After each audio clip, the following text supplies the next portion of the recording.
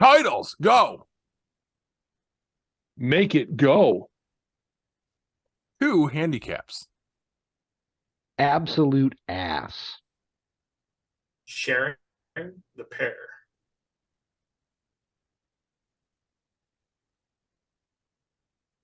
No audio, Jack. No,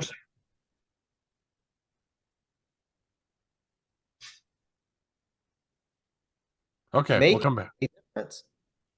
there you go. Not even the hookers? Dreaming of escape. Party in every hole. Riot Granny.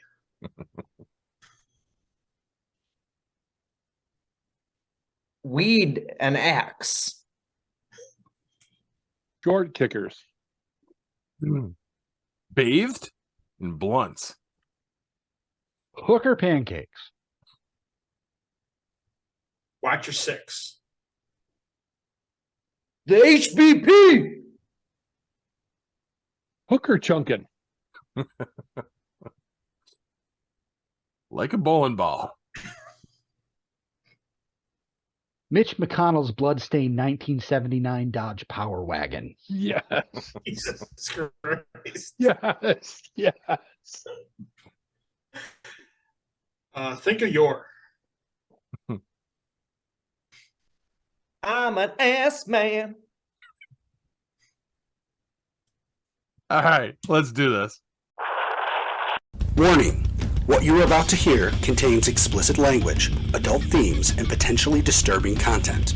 The views and opinions expressed are those of the hosts and do not reflect the opinions of anyone else, anywhere, ever, in the history of the world.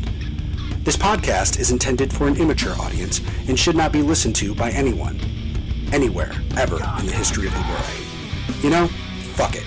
You've been warned.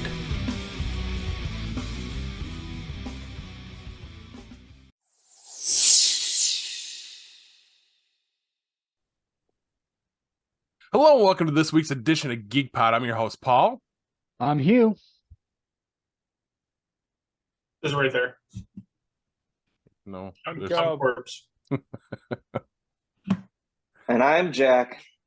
Guys, what's got you geeked? I got a big one this week, and it's going to be tough to get through because right now I feel like absolute ass because Uh-oh. we went way off diet tonight and went to the Cheesecake Factory Nice. to celebrate. That's expensive. It was like with tip, it was like $127. But it's okay. You know, now right now, if you guys see me like nod off or it looks like I'm frozen, it's actually probably a diabetic coma and somebody better call my wife because I'm unresponsive. But the reason we're celebrating, hopefully everyone has already seen it on Facebook, is we were finally able to announce that my wife sold her book to Simon & Schuster's Aladdin imprint. And if you're not familiar with Aladdin, off the top of my head, they're the imprint that does the Dork Diaries, which is huge, you know, and all that stuff. And they're also the one that owns the Hardy Boys and Nancy Drew, the original run and the current new ones. The Hardy Boys. What this means is this: she got her agent last year. Her agent was able to sell her book, but we were not allowed to say anything. Now, I don't know if you guys know how the publishing world works, but the way it works is this. It's not so much the company buys your book, it's the editor. The editors have a lot of power. And what they do is the agent shops it to editors. And if the editor likes it, some of them can just say, okay, I'm buying it. And then they haggle. Some of them have to go to like a board and say, I want to buy this book, and they get approval and how much they can give. But it's really the editor you got to sell.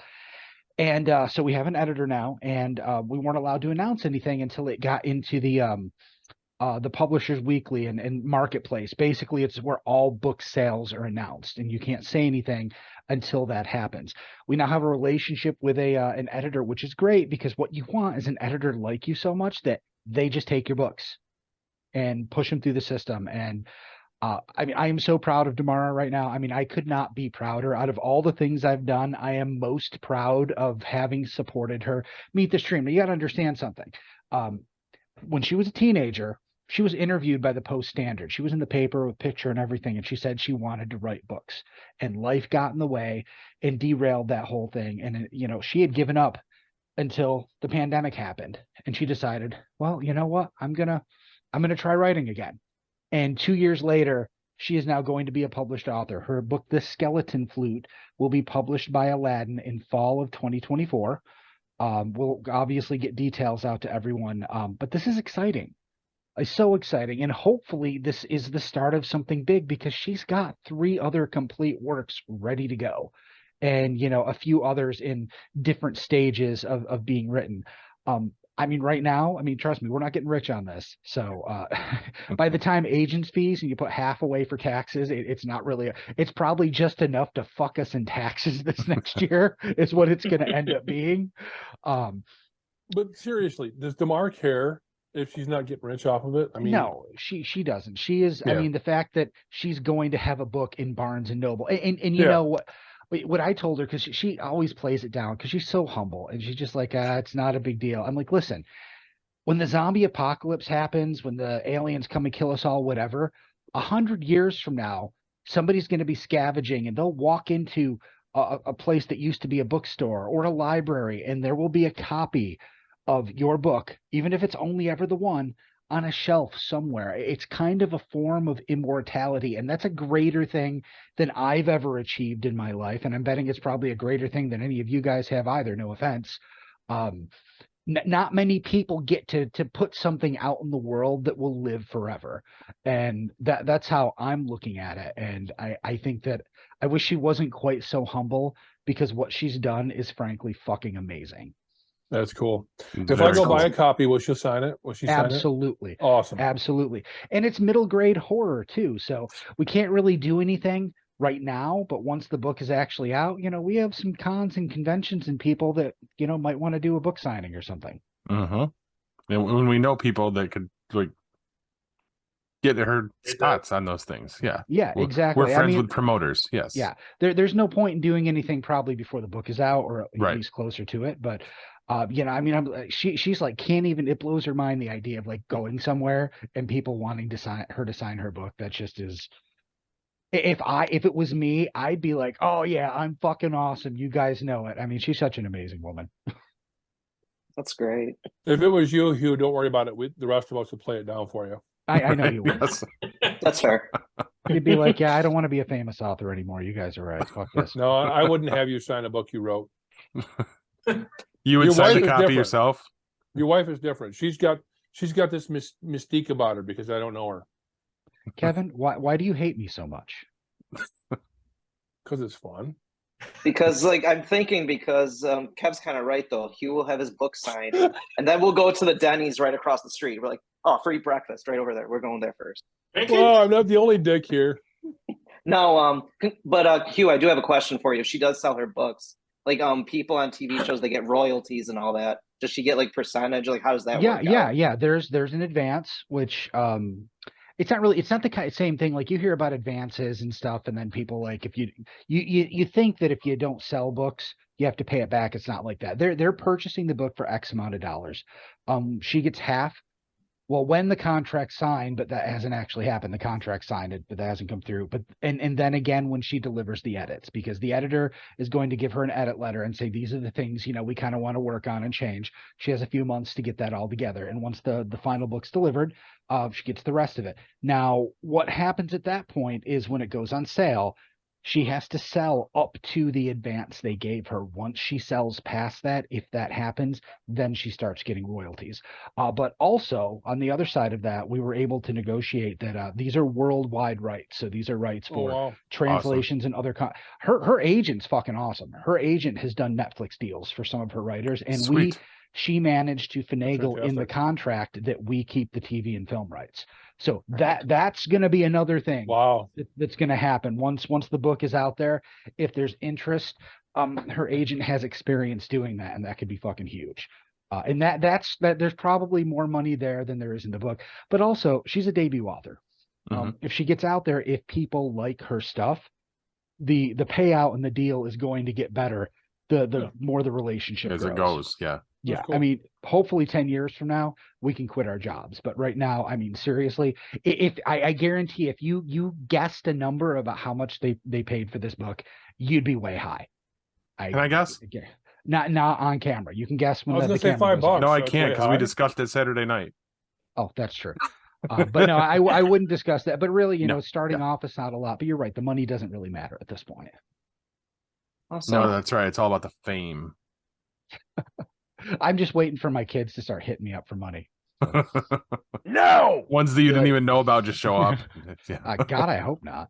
that's me. Never mind. You look an awful lot like the father I never had. That's so It's like, weird. all that- right, well, that- if I'm your father, then I can tell you to shut the fuck up and go to your room. I Dad. won't listen.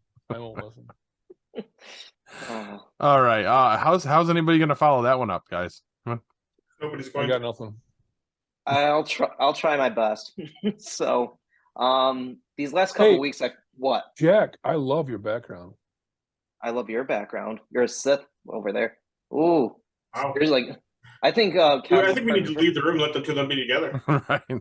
Kev is perfect for his Valentine's Day episode. That's his background. That's No, next week. That's it is. Yeah. Like I said, it's gonna be hard following up with Hughes, but I said I'll give a shot at it. This isn't a contest, dude. Just what's Yeah. got No. me excited, man. Everything's I'm competition. I'm thrilled about this actually. Last couple weeks, I feel like I've been in a funk. I just can't get out of it. So because as we all know, we work jobs. You come home, take a shit, go to bed, repeat. So I just feel like it's like that's been my life basically the past couple weeks. And I just get home the other day from work. I see this letter in the mail that says Mr. Corbett on it. I'm like, okay. I look in the top corner. It's from an old school district that I used to teach at. So I'm like, okay, this is getting weird. So I'm like, all right, so this is weird. I open it up. I'm not going to go into all the details, but as soon as I read as soon as I dropped the letter, I'm like, holy shit, holy fuck. This is a student I used to teach, and they're going to college. So I was like, oh my God, this is like one of the best things to see Wow, in the that's whole. amazing. I know, because from the home he came from, it was really bad. His parents were divorced druggies.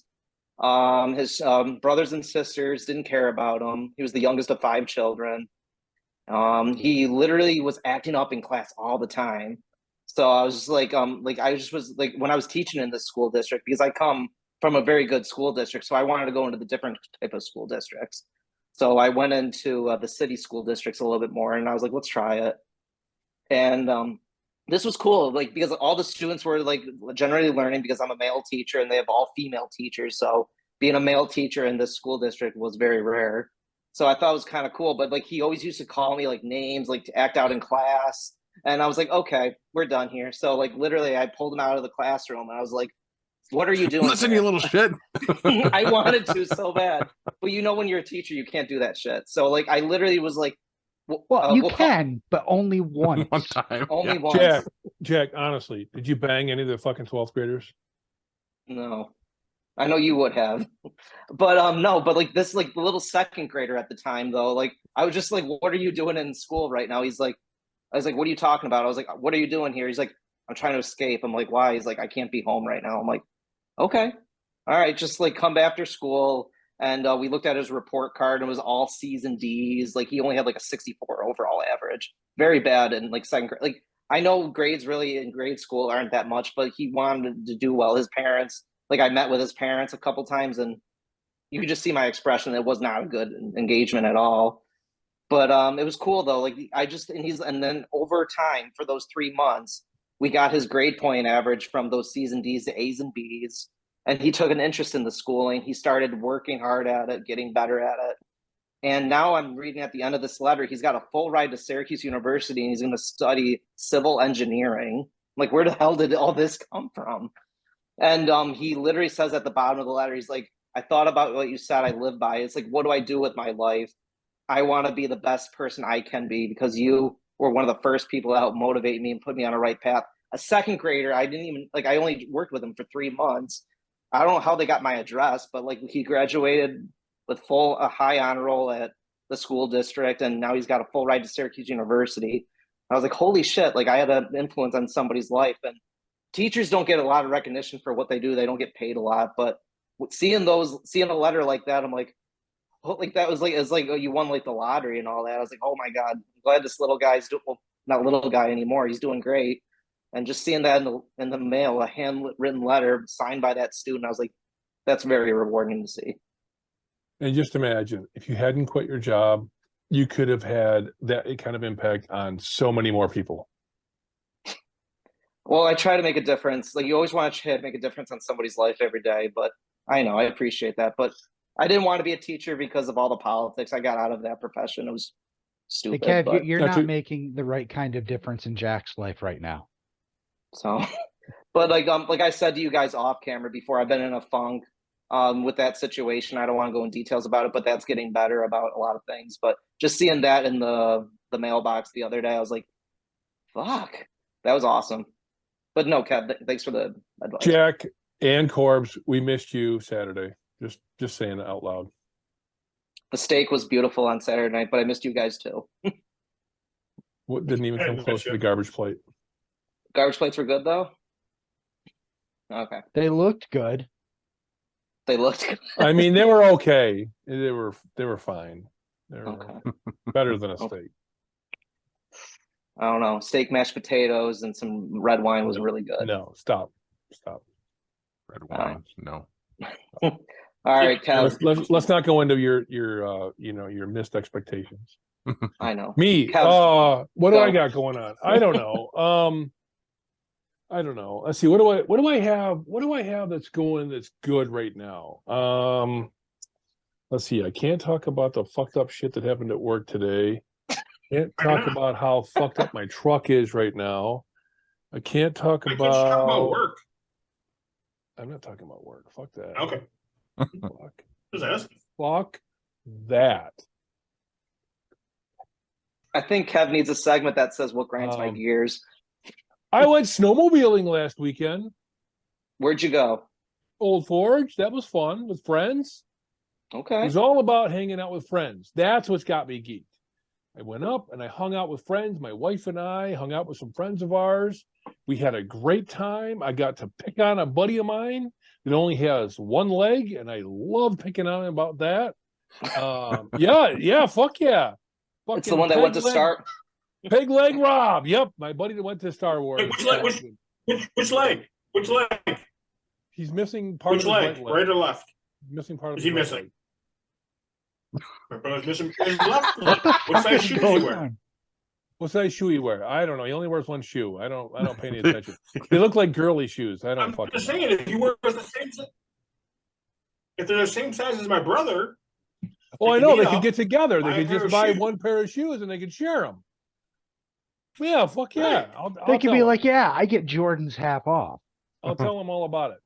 But so it was great. You know, we go up there and you know we're waiting on two friends of ours. They had a few things going on, so they couldn't show up until a little later.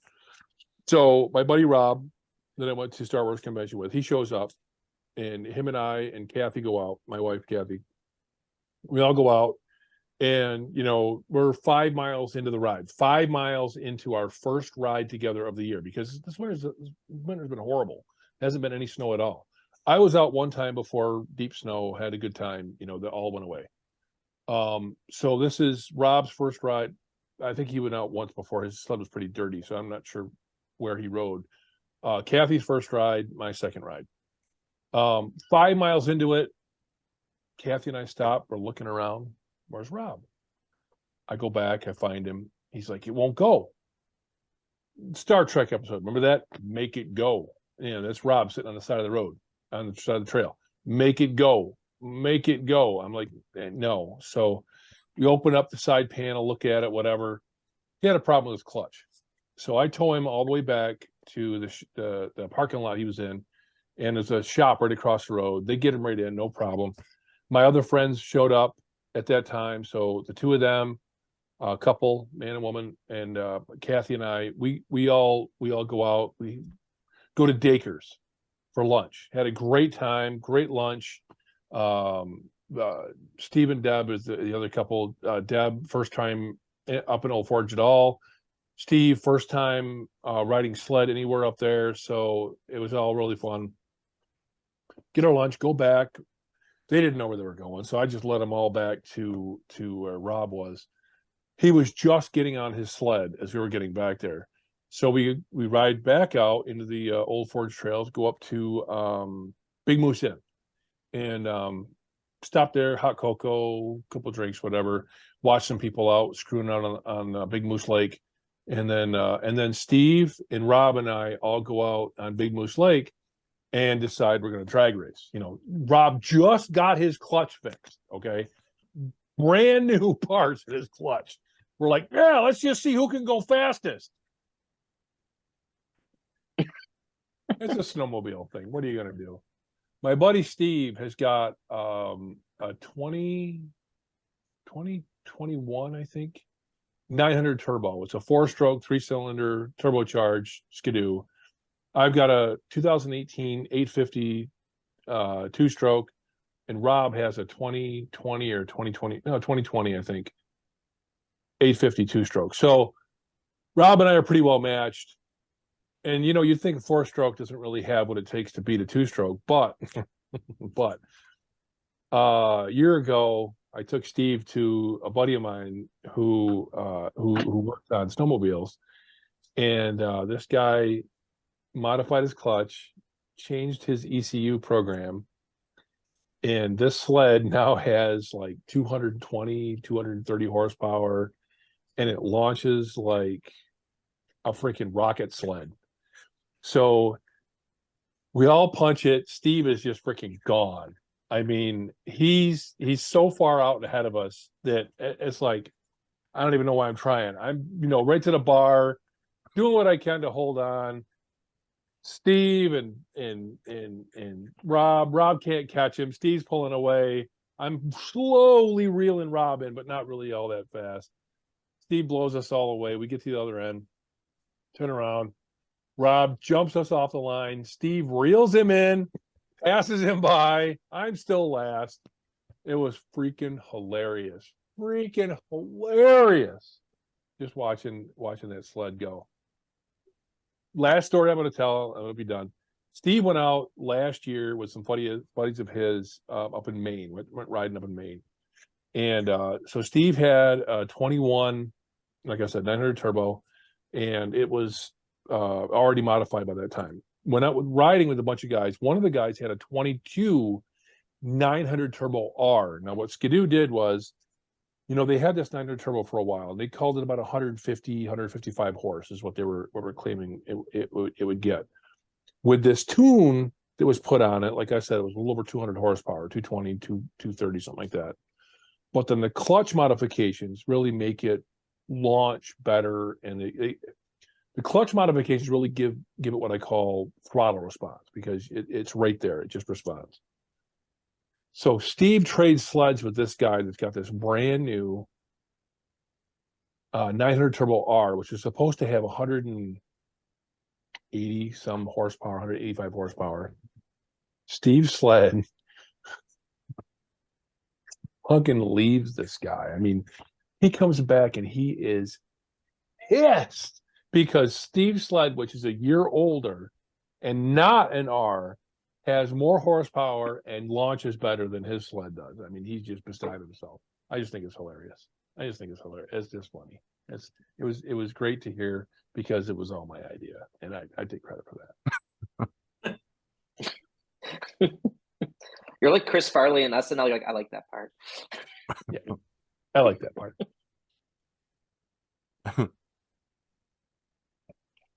Anyway, that's all I got. Nice. Corbs, what you got? I don't have that much. Basically, for me, it's just kind of solidifying plans for April. We're kind of figuring out the Masters. Yeah. Yes. My birthday, right? No. My birthday. No. When's your birthday? 16th. Okay, I'm the 7th. Of What are what? you going for your birthday? All right, cool. We'll go for my birthday. 7th of what? April? Yeah. Okay. But yeah, so we're solidifying our plans right now. Looks like we're going to be driving. Looks like we're going to leave Wednesday night.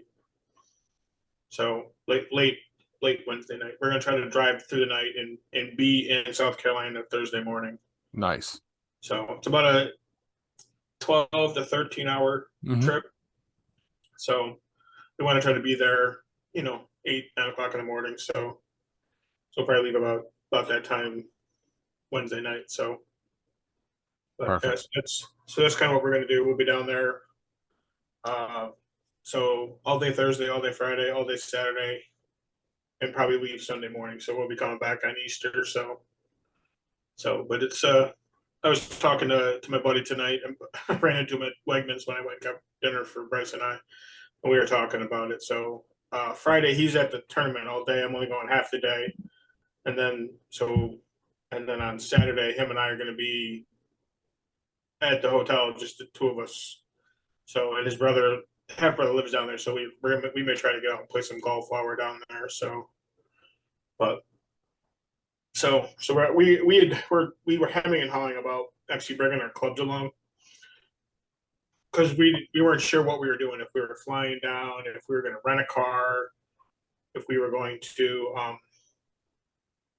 if he was going to, because he's supposed to be going away the week before, and he's coming back on that Wednesday, like that Wednesday morning. So he's probably going to come back Wednesday morning and then turn around and leave Wednesday night to go. He's literally going right back down to where he's actually the week before they're going to be in Orlando. I believe that might have changed, but that's what they're talking. Him and his family is talking about doing it. So he's going to go down there and then fly back Wednesday, and then we're going to leave Wednesday, and we're going to drive back to South Carolina. So, but so that's kind of we're still kind of, we're in the like pre-planning stage right now of trying to figure out how to get there and what we're going to do while we're there. So, but it's should be a fun trip. There's going to be, I think there's the four of us, his brother. So that's nine people total going to be there. So to kind of go through everybody's got tickets for certain days or whatever. So, but we're going we're going Friday morning. Him and Justin and I are going Friday morning. So we're going to be there till about noon. So, and then after that, I'm free to do whatever I want. I can go back to the hotel, or hang out and whatnot. So, and then on Saturday, like I said, Saturday morning, him and I may get up to play golf. We're going to try we're trying to be down there Thursday morning so we can actually play golf Thursday morning while we're there. You're going to get some hookers? Well, it is a guy's weekend. But no, just be careful not to kill one. I can make no guarantees. On average, Corbs, how many people attend the Masters per day? Is it like 5,000, 10,000? I know it probably sells out fast, but it sells out every year. Before, like this year's Masters was sold out like 3 years ago. Okay. Like, do they get like 5,000 a day? Like, what's the max? Oh God, no, more than that. More than that. 10,000? Might even be more than that. Wow. I mean, when you watch the Masters, when you actually like watch the Masters, you can see it's like people line the entire fairways, and it's 5 or 6 rows deep. So you're talking, I would say probably on an average day there, probably close to 20,000 people. So you're telling me if I want to go to the Masters, the next time I could probably go is 2026? Most likely. And okay. If you wanted to buy tickets and go, you have to get into a lottery. You can't just buy the tickets. There's a lottery system. Like my grandparents are avid golfers. I shouldn't say it because they're both gone. They were avid golfers. Now, as an avid golfer, I'm an avid golfer too. As an avid golfer, and I've said this before, there's 2 places in the world that you want to go and actually step on the greens and step on the grass at these 2 places. One of them is the Masters, which I will actually get to do.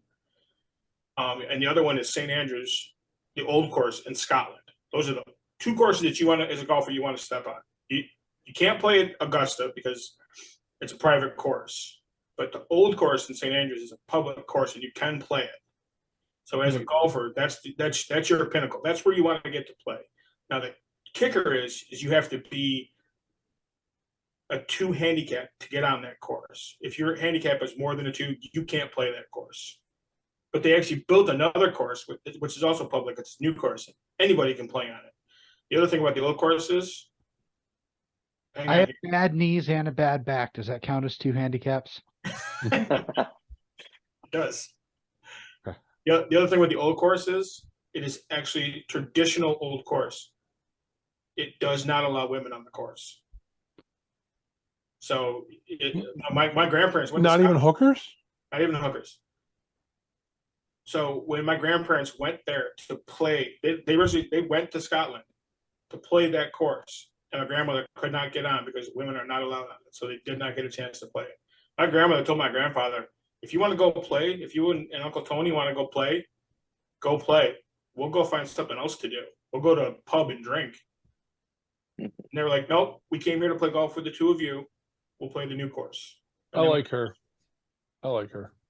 Now, my grandmother, I she don't was even know her. she was a riot, man. I'm not gonna lie to you. She was an absolute riot. She had no filter. It didn't matter. So, but yeah, so that's it. It's just every so often, we kind of get some plans solidified and stuff like that. So, it's shit 2 months away when I'll be going. So it's now becoming more and more of a reality. Like it's actually going to happen. My buddy, like Justin and I were talking tonight. It's actually, this is like the first time that the four of us have all gone away to do something like this. Now everybody's married or got girlfriends or whatever. So we never get to go away and play golf, which is, everybody's dream is to go away for a weekend somewhere and play golf or whatever, or just to get away. That's kind of what we're looking at this towards. Is it's just a guys' weekend. We're going to get to go and do these things that, as a golfer, you've always wanted to do. So, it's going to be pretty cool. So, and unfortunately, I can't take any pictures, so I can't send you anything. So, Can you wear one of those hats that's got a built-in camera? no, you got to walk through a metal detector to get into the fucking course. Anything. They literally, like I said before, they literally have the it's like the army there. They're there. The National Guard is there with full body armor, everything, M16s in hand. If you literally screw up, they will literally be right there to put a bullet in your ass. So, and they literally will pat you down, make sure you don't have a phone on you. Obviously you can bring in your wallet and your money clip and all that stuff, but there's no electronic device whatsoever. You can't even wear in like an Apple Watch. Can you get them to really pat you down? I mean, maybe you don't need a hooker. Well, maybe there'll be a hawker there. I don't know. But it was really cool though Sure, my last year. girlfriend's gonna bitch about that, but It was really cool at the Masters last year if they do all that stuff, because you remember the Masters last year.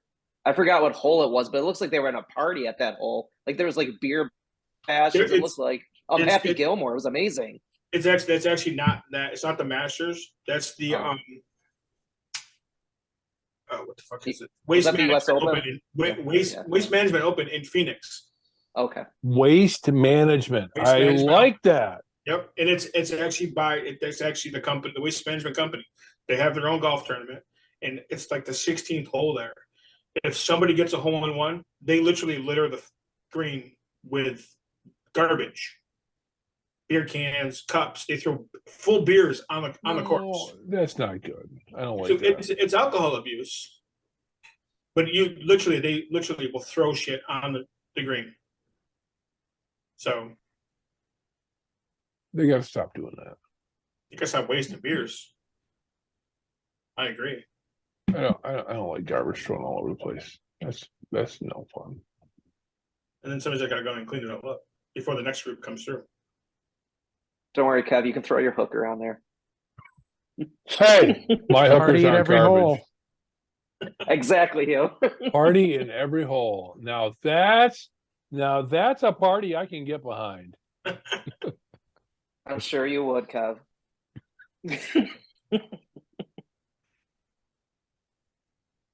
Okay. By the way, Okay. that's 40,000 tickets sold per day at the Masters. Pretty much, I yeah. googled that. But I guess it's my turn, and I guess I'm going to do it quick. So What? news broke. I am. Shut up.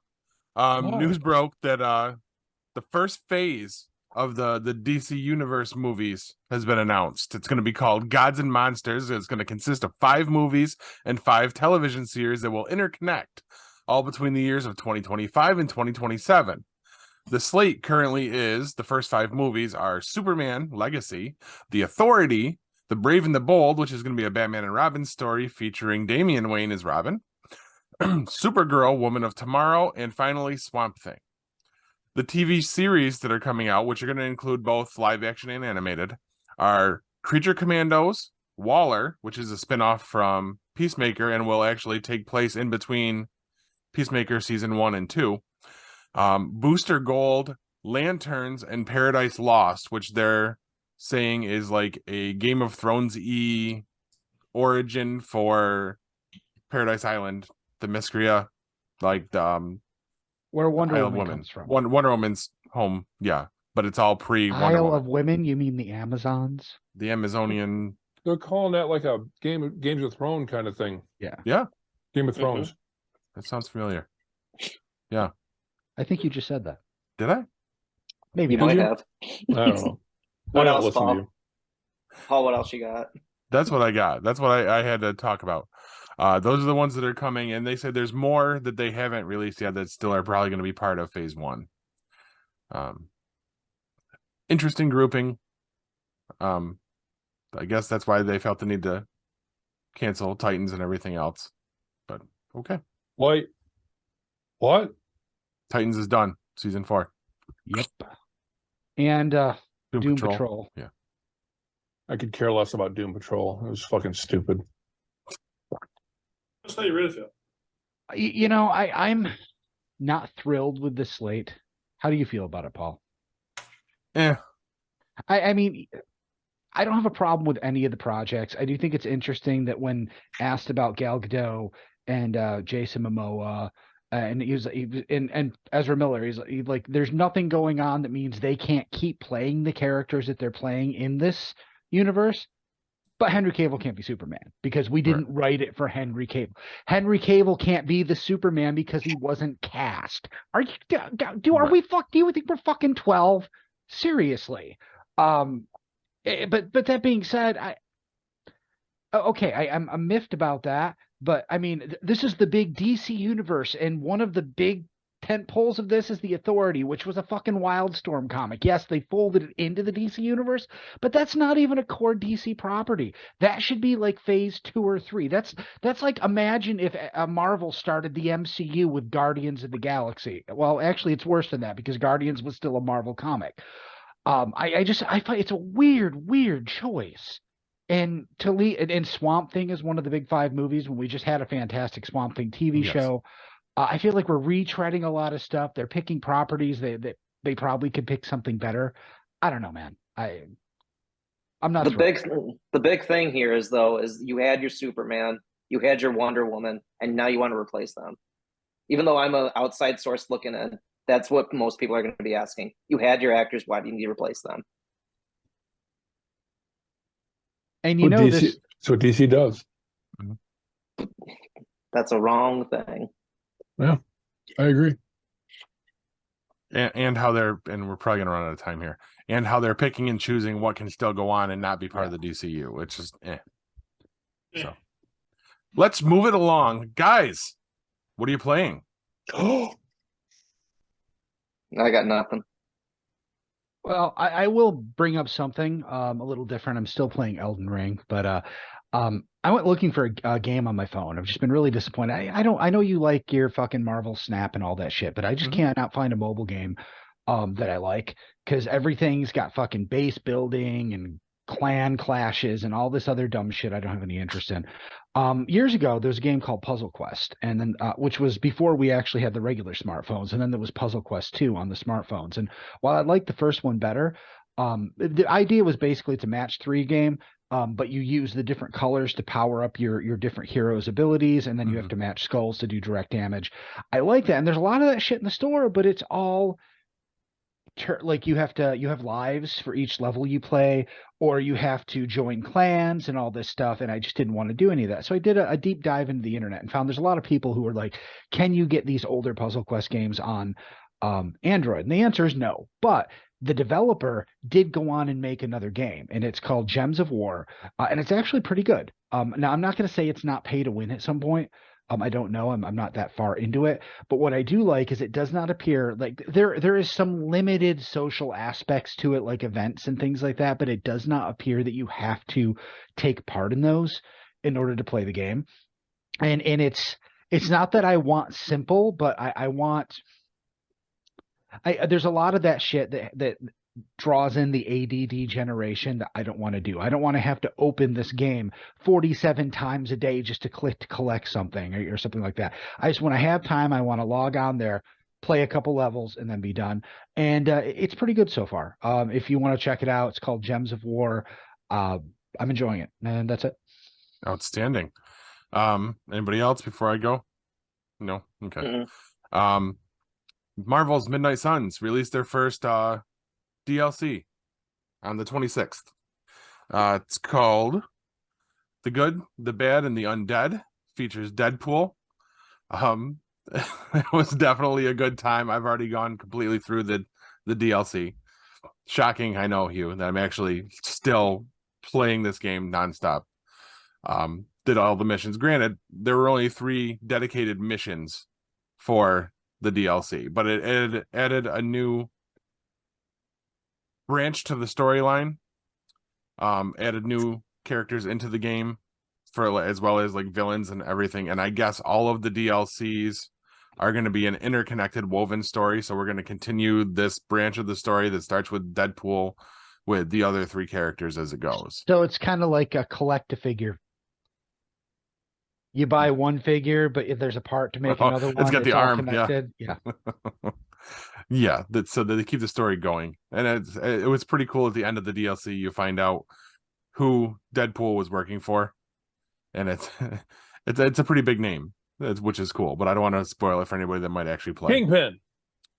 No. Ant-Man. Ant-Man. Yes, you got it. Ant-Man. That's a big name. Ant-Man. Batman and Robin.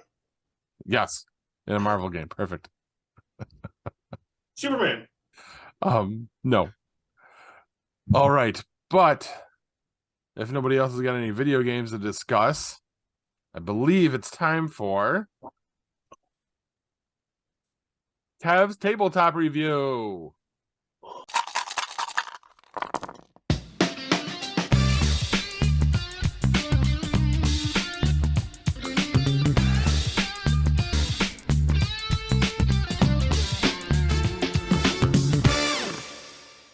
All right, this week I've got something a little different for you guys.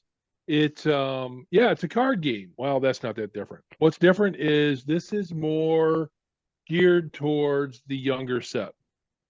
This is one of Funko's Something Wild releases. I say one of because there's probably 8 or 10 different versions of this game. And one of the really cool things I'm going to tell you about this game right off the bat is that if you look here on the back, it says, can you read that? It's a little blurry. I'll just read it for you. You can combine this game with any other, in this case, Star Wars, Something Wild game for an even wilder time. So you take the cards from multiple games, you take the figures from multiple games, and you end up with a completely different game. So this is a very cool little fun game for 2 to I think 4 or 6 players, and about 15-minute play time. This fits right into that entry level, easy to learn, low barrier to entry games that I really like showing you guys. So let me just show you what's in the box.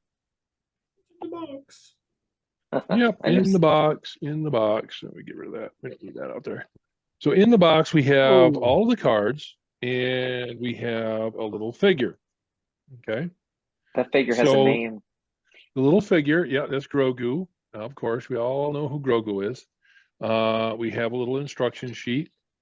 Very important instruction sheet, because one of the main things about the instruction sheet is it doesn't just give you the order of play, but it also tells you what the very special points cards are. And I'm going to show you those here in just a second.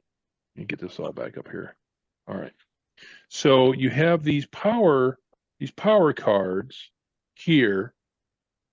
Okay, you're going to use those in the game. You're going to set those aside. You're going to set the instructions aside. And then you have all these player cards. Now, the player cards, you have the different characters, and the characters will always be the same. So, same character will have the same number, but they'll be in different colors. So they have green, red, blue, etc. So the armor, you'll have a bunch of different 3s. You Moff Gideon, you have a bunch of different 9s. IG 11, you have a bunch of different 4s, etc. Din, Roba, Bo-Katan, Grief. Let's see, what is this? Got another Bo-Katan there, the yellow one. Trying to see what all we have. I didn't do this ahead of time. Oh, there we go. So there's our 9 player cards. So the last ones were Grief, Grogu, Ahsoka. There's Din, Boba, Bo-Katan, IG-11, Moff Gideon, and Yammer. So if you were to play a different version of this, let's say Toy Story, the characters would be from the movie Toy Story.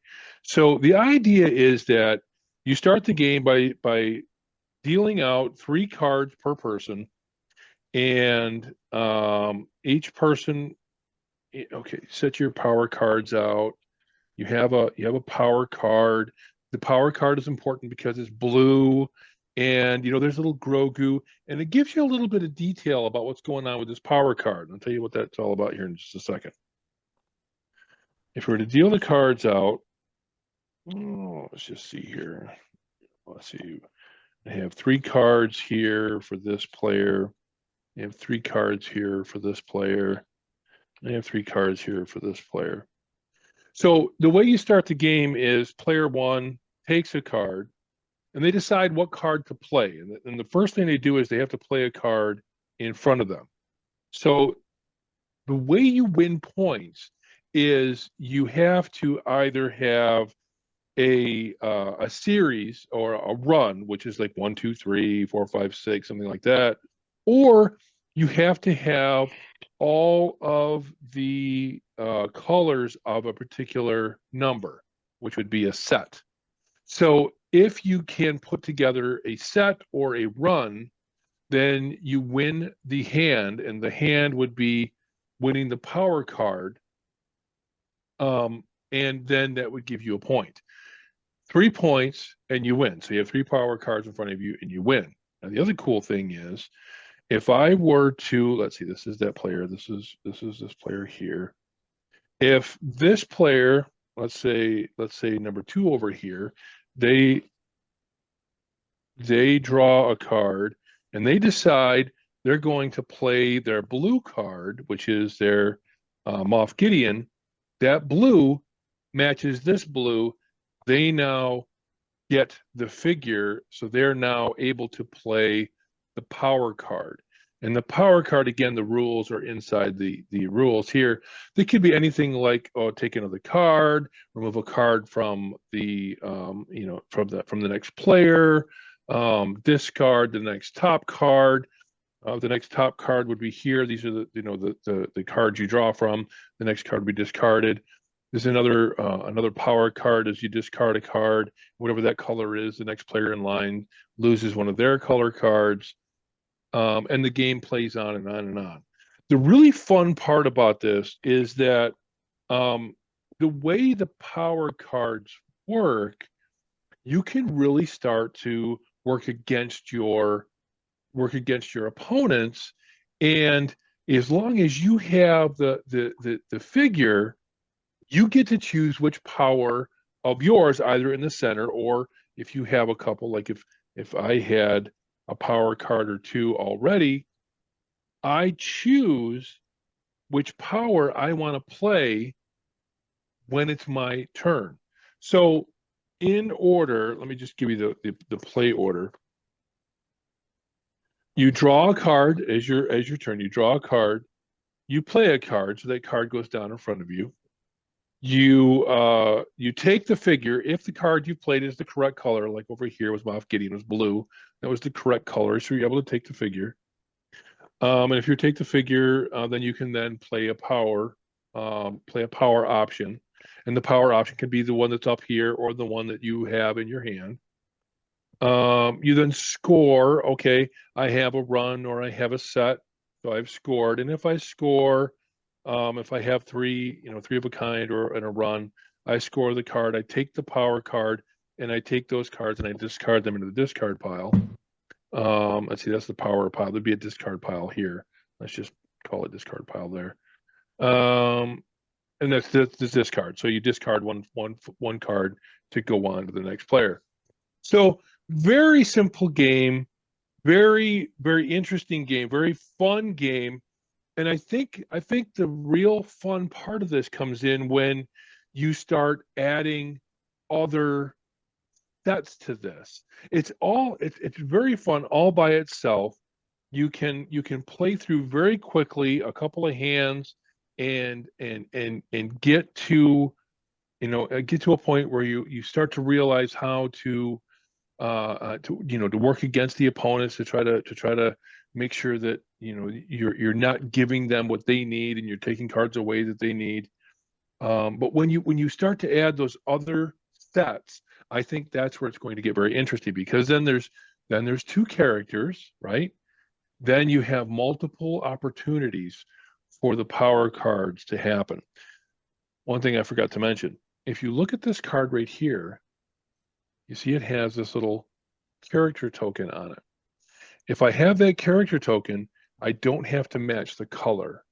If I play a card of the character token, I can then take the little token. So the token, the little guy, the little character can be taken by each player in turn, all depending upon whether or not they draw the right color or they have the right card to play with the right symbol on it. So very fun little game. First introduced to me by Paul, who said that he had gotten this for his children for Christmas, and then I immediately said, "Where's mine?" And I have to have it. Yeah, I have to have it because, of course, it's Mandalorian, and there's little Grogu right there. If I didn't say it already, this is a game made by Funko, the makers of the little huge-headed little characters that you normally get as a bobblehead or other vinyl figurine. But yes, I absolutely had to have this because this was the Mandalorian version. This game has been out since 2020. It's around $8 retail. You can get it for a little less than that every once in a while, here and there, depending upon which version you get. You can find them in bookstores. You can find them in toy stores. You can find them on Amazon. You can find them Walmart. Paul, where did you find this particular game? Walmart. Yep. They also had the other Star Wars version as well as a Marvel version. Marvel version. Yep. Marvel Christmas version. Marvel Christmas version. Because the character in that one is Groot wearing a Santa hat. Groot. So in the case of Marvel, there's a couple of Marvel versions, and you could get them all. You could add them together, and then you'd have, like I said, the multiple figurines with multiple opportunities to capture those power cards. A great addition to the game cabinet, I think, and a couple of very interesting videos on YouTube. Wow, I have to say, the simpler the games are, the more difficult it is to watch the video reviews. Yeah, just unreal. But I'm happy to have this in my game cabinet, and I hope that you check out BoardGameGeek.com and check out their reviews. Check out the other games they have. Just like I said, look up Something Wild, right? Just look up Something Wild and see how many different versions of this game they have. You'll be impressed. You might just find one that appeals to you and would be something that you'd be interested in. Awesome. All right. Well, sounds like it's time for us to take a little break. Stick with us. We'll be back with the news.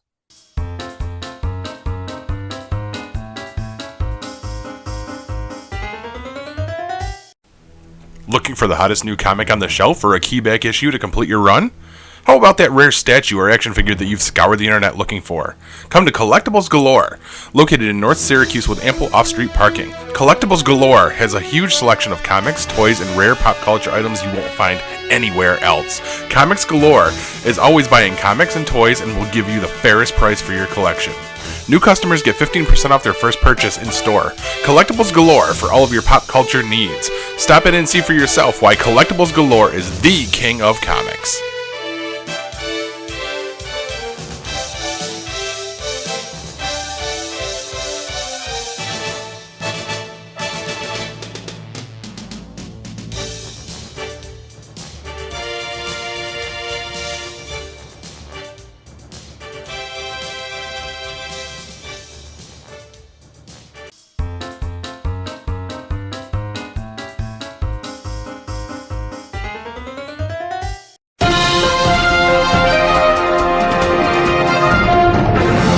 Now, before you all get paranoid and worried about your future, guys, the Pope said last week that homosexuality may be a sin, but not a crime. You four won't be going to prison anytime soon. While Just you how. savor your freedom, here's the news. First up, look at me, Morty. I'm Prison Rick. Adult Swim announced that they are parting ways, meaning firing Rick and Morty co-creator Justin Roiland. This comes on the heels of news that he is facing charges of domestic abuse and unlawful imprisonment stemming from an incident in 2020. This also pushed other claims to light, including screenshots of direct messages of him saying groomy and inappropriate things to underage girls online. Adult Swim says that Rick and Morty will continue, but you have to wonder how, since he is also the voice of both characters. Now, I'm sure they can find sound-alikes to take on voicing duties, but one has to wonder how much of the spirit and the feel of the show is he responsible for.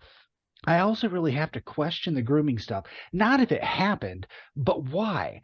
This was 2020. The show was already a huge hit. He's a famous character on TV. You can't just go into a bar and pick someone up like a normal fucking person, Justin.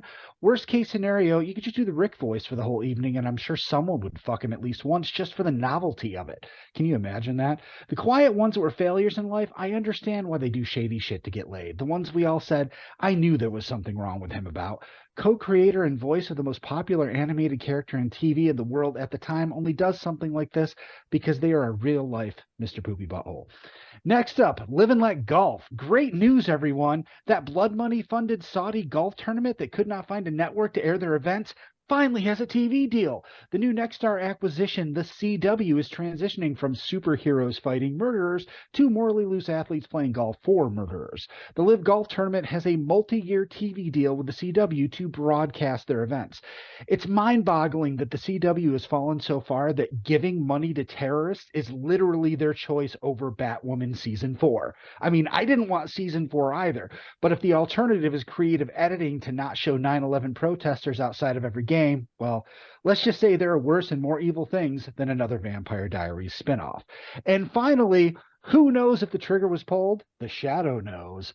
Alec Baldwin has been charged with involuntary manslaughter for the fatal shooting of cinematographer Helena Hutchins on the set of the film Rust. It was an odd move for the prosecutors to reveal this ahead of charges being filed, and many think it was to push him to accept a plea deal. SAG-AFTRA is defending the actor, saying he did nothing wrong, and the internet is, as expected, divided. About half think you should always check a gun no matter what, while the other half agrees this is correct in real life, but not on a movie set. It is expected that the armorer will handle it since there is no guarantee the actor even has gun training. Now, I think this whole thing is an awful tragedy, and if it had happened to a less liberally outspoken actor, I doubt it would even be a headline. I mean, do we really think this would be news if he hadn't played Donald Trump on Saturday Night Live? Michael Massey wasn't charged with firing the gun that killed Brandon Lee, and I bet whatever Alec is putting himself through right now is worse than anything our legal system can do to him. And that's the news, kids. Now, I have to ask a serious question, guys. Maybe you can help me with this. Why does the entire city of Syracuse smell like fucking weed? No matter where I go now, no matter what store, everyone smells like they bathe in blunts. I expect that at Walmart, but now it happens at Wegmans and Target too. This is ridiculous. I was all behind legalizing pot, even though I don't smoke it. Yesterday, I was driving from Aldi's to my house, about 2 miles, and I thought someone had hit a skunk or something. Then I realized from my house all the way down Erie Boulevard to Aldi, the outside smelled like reefer. That's not skunk, unless someone hit a skunk every 100 feet, which I suppose is possible. possible that someone was driving down the road hunting skunks with their car like Mitch McConnell hunted minorities in Kentucky back in the day, but that's not very likely. And it doesn't help when they try to cover it up. Now you smell like weed and axe. That is even more noticeable in stomach churning. Like that time in high school you thought you fooled everyone by putting on aftershave after fingering your girlfriend. You smelled like Old Spice and young pussy. It didn't fool anyone. How about we try doing a few things not stoned, huh? Shopping sober might save you about $100 in the snack aisle and maybe a few inches on your waist. I always hear about how alcohol is so much worse than weed, but I never hear a drunk say, I'm going to get shit-faced and go buy groceries. That's not a thing, is it, Paul? Not for me. In other news, the face of a penny can hold 30 drops of water. Back to you, Corbs.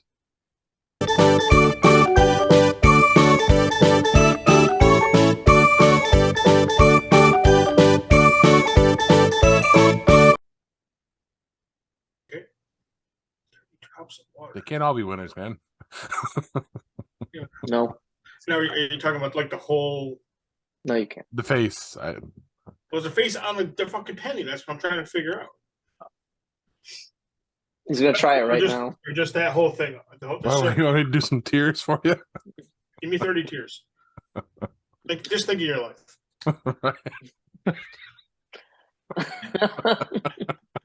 That's dark. Sports wise, I mean, obviously, football over the weekend. Jack's got to be living in his high horse now. I'm very happy. Yeah, Eagles made it to the Super Bowl, as Hugh calls it, the Super Bowl. And then so did the Chiefs. I don't think I don't know. I watched some of the Chiefs game. I mean, it really was Syracuse Chiefs? Yeah, that's the Chefs, Syracuse Chefs. Chefs. Worked. I don't know, Jack. I don't know. Did you watch both games over the weekend? I did. Did you think the Chiefs should have won that game? No. Honestly, if I wanted to play a team, the Chiefs, I was not as impressed with the Bengals. The Bengals, in my opinion, out of the 4 teams, were going to win the Super Bowl, I thought. Yeah. The Chiefs got lucky. They got a couple penalties gone their way. The referees messed up a play. They're like, we messed up the play, so let's rewind that play and do that play again. And then the Chiefs scored on that play, but you take that. I agree. It was a third down play or something like that. He threw an incomplete pass, and they showed it that the ref from the top of the screen came running in or something like that. There was something with the clock or something. I don't remember what the exact issue was or whatever, but they just gave it. They're like, oh yeah, something was going on. We tried to stop the play. I mean, it was literally like he was running in as they were snapping the ball. I mean, it was like a bang bang thing. I mean, and then like you said, they ended up getting the first down and ended up scoring on that drive, which ended up being, helped them get to the point where they could they scored a touchdown on that play, and then they got the Bengals came down and scored, tied the game up, and then they went down. And the penalty that Mahomes took or got running out of bounds, do you think that was an actual late hit? I mean, it was close. Don't you agree? Yeah, it was a late hit, but honestly, Patrick Mahomes is the best quarterback. You even touch out of bounds a little bit, they're going to call it. So Right. I agree with that penalty, unfortunately. Yeah, that put them in field goal. That gave them play. They weren't going to be short. They were going to be at like looking at like a 55-yard field goal or something like that. And they were saying that the kicker from Kansas City was short by a couple yards from like 53. So it would have been different. It would have been a difficult field goal for him to make. It would have gone to overtime. I think if it had gone to overtime, I think the Bengals would have won. I think the Bengals should have won. But I don't know. I see the top. I give it top 4 quarterbacks in the NFL right now. Mahomes is number 1. Burrow is number 2. I think Justin Herbert from San Diego is number 3, and I think Jalen Hurts is number 4. With Josh Allen being 5. Those are the top 5 quarterbacks. I think those are the 5 quarterbacks that they're going to build the league around. So, so you got the Eagles and the Chiefs in the Super Bowl in 2 weekends. One weekend, Pro Bowl February is, 12th. February 12th. the Pro Bowl is this weekend, which nobody gives a shit about anymore. Nope. It's going to be a flag football game this year. Which, Seriously? Yeah, exactly. Skills competitions and all that skills. The skills competition I enjoy. Those are always fun. Now they were fun back in the early '90s when they were doing all those. The quarterbacks were doing the throwing stuff. I like the fact that they do more with everybody now. It wasn't the skills competition before. It was basically just the quarterbacks, and then it was quarterbacks for the longest time. They were the only ones doing it. Then it became the running backs. And then the quarterbacks and the receivers were working together, doing like touch passes and stuff like that, which was kind of cool.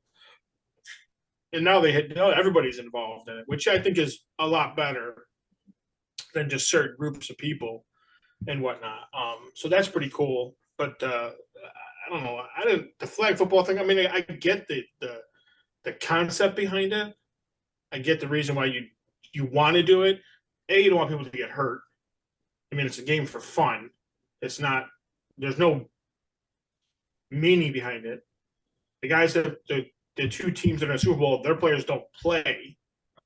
They take they're all out for that week. So if you got 7 guys from one team, I think the Chiefs got 6 or 8 guys in it this year. So that's 8 guys that aren't going to play. So there's 8 other guys that get to come from other teams and play. So. I mean, I get that. I think the Eagles got just as many. Yes, Hugh. So is that like taking the best bowlers in the world and putting them in a bumper bowling tournament? Yes. Basically. Okay. Well, yeah. It's very stupid though, Corbs, what you're talking about too, because like I was looking it up today. Josh Allen from the Buffalo Bills is not playing. Lamar Jackson's backup is playing. I looked up his stats. This guy's a Pro Bowl quarterback and he threw 2 touchdowns all year, and he's a Pro Bowl quarterback. What's up with that? Yeah. It's just. I mean, the Pro Bowl has always been a fan vote, and that's how you get guys like. I mean, Lamar Jackson didn't play the last 6 weeks, and he's getting into the Pro Bowl. I heard something on one of the playoff games this year that if you want the Pro Bowl to have meaning, you can still make it a flag football game. That's not the issue. But if you want it to have meaning, you want people to watch it. Put it in the middle of the season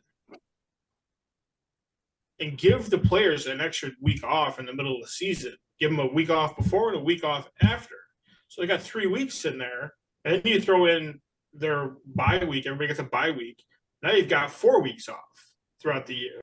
These guys are all complaining that they're too tired or whatever it might be at the end of the season, where teams that are in the playoffs, guys aren't playing because they're so tired.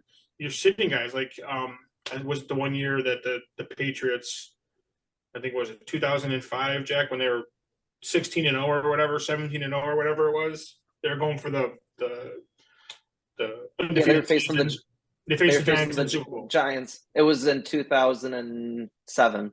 Okay, but I mean, the last 2 weeks of the season, like nobody played. Like Brady played like 5 snaps. These guys weren't playing. I mean, no offense, if I spent $100 to come watch you play, it's the same thing they're talking about with load management in the NBA right now. As a fan, if you're going to spend money to go watch teams play and guys play, if you're coming from, let's say, if you're coming from Syracuse and going to Boston to watch the Patriots, to watch Tom Brady play, and you show up and he's not playing, aren't you going to feel cheated out of that? So yes, this you is are. kind of like Andrea Riseborough's Oscar nomination. I mean, Really, Jack? I thought you at least No, I can't do that one. But Corbs, I like what you're thinking. You can do mid-season, and think about this: if you do it during the mid. Sorry, What? Jack. Go with the all-star break model. Yeah. Right, you do the all-star thing, and Corbs, since this is your segment, what do you think about this? You have the best players playing mid-season, right? NFC versus AFC. Yep. The winning conference gets to decide if they want to kick or receive the ball in the Super Bowl. There's no coin flip anymore, so they get the. Would you do something like that? Yeah, I would do definitely something like that, or do what Major League Baseball did for a while.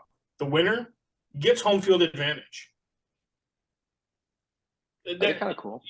So the MLB still does that. The winner of the All-Star game their team doesn't matter if you're the best team in baseball. You still get home field advantage if you win the All-Star game. It makes the All-Star game for MLB It means something. Yeah. mean something again. But isn't that kind of challenging? Because don't they figure out who, where the Super Bowl is going to be like years in advance? Yeah. Yeah, and don't cities like bid on it? Like, Yes. yeah, They have the because next that's 3 a Super shit Bowls ton of picked. money coming into your Right. So city. Yeah. that doesn't give it home field advantage, but each team.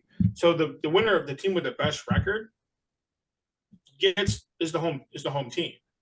So if the Chiefs are 14-2, or the Eagles are 14-2, the Chiefs are 13-3, Eagles are the home team. But what If does that really translate to for the game? What does that matter? It doesn't. Okay. What they could do with the Super Bowl, I like the home field advantage idea. I know you want the Super Bowl in bigger cities, but they did have it in New York City one year. What they could do is, I know they picked the Super Bowl in advance. Stop doing that. Winner of this Pro Bowl gets home field advantage for their team. So, like, there's too much money to be made. I in know, that I bidding know. process. That's not There would be Yeah, no, that's- riots there. that would be. Yeah. I know. Right. I mean, assassinations, Paul, not just But- riots. but in Jack's, what Jack is saying, let's just say Buffalo wins and they're in the Super Bowl and they're the home team. Buffalo is a small city compared to Arizona, Mhm. Las Vegas, LA, Tampa Bay. Buffalo is a tiny town. You don't have the hotel space. You don't have all Right. that to accommodate the Super Bowl. That's the reason why the NC2A doesn't come to Syracuse. Syracuse has wanted the NC2A finals here for a long time, and they keep saying you don't have the hotel space. Right. That was that was the reason, and that was the reason Destiny was made.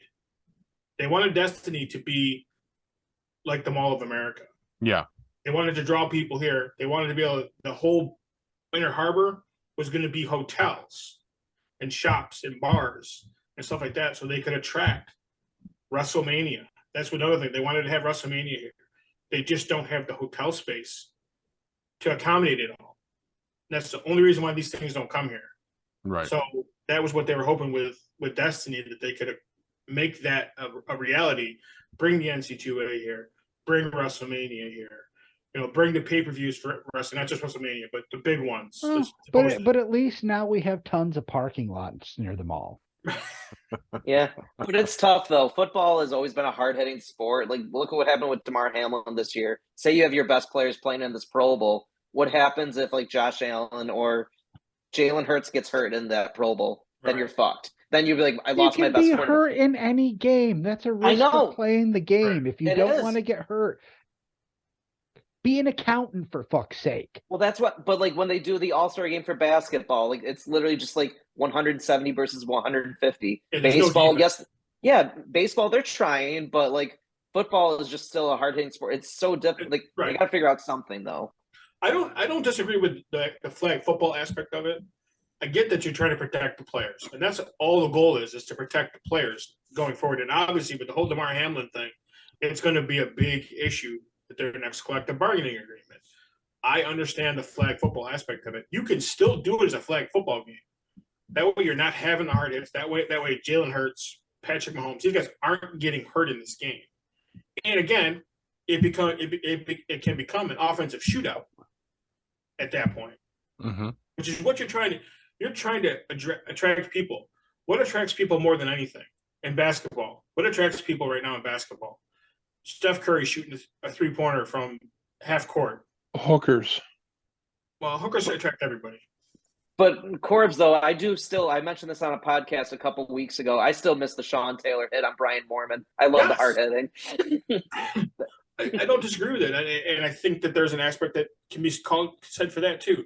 But if you're trying to get all of the best players in the league to play in this thing, you have to do it at a different point than before the Super Bowl. And if you do it after the Super Bowl, like they usually do all the time, nobody goes.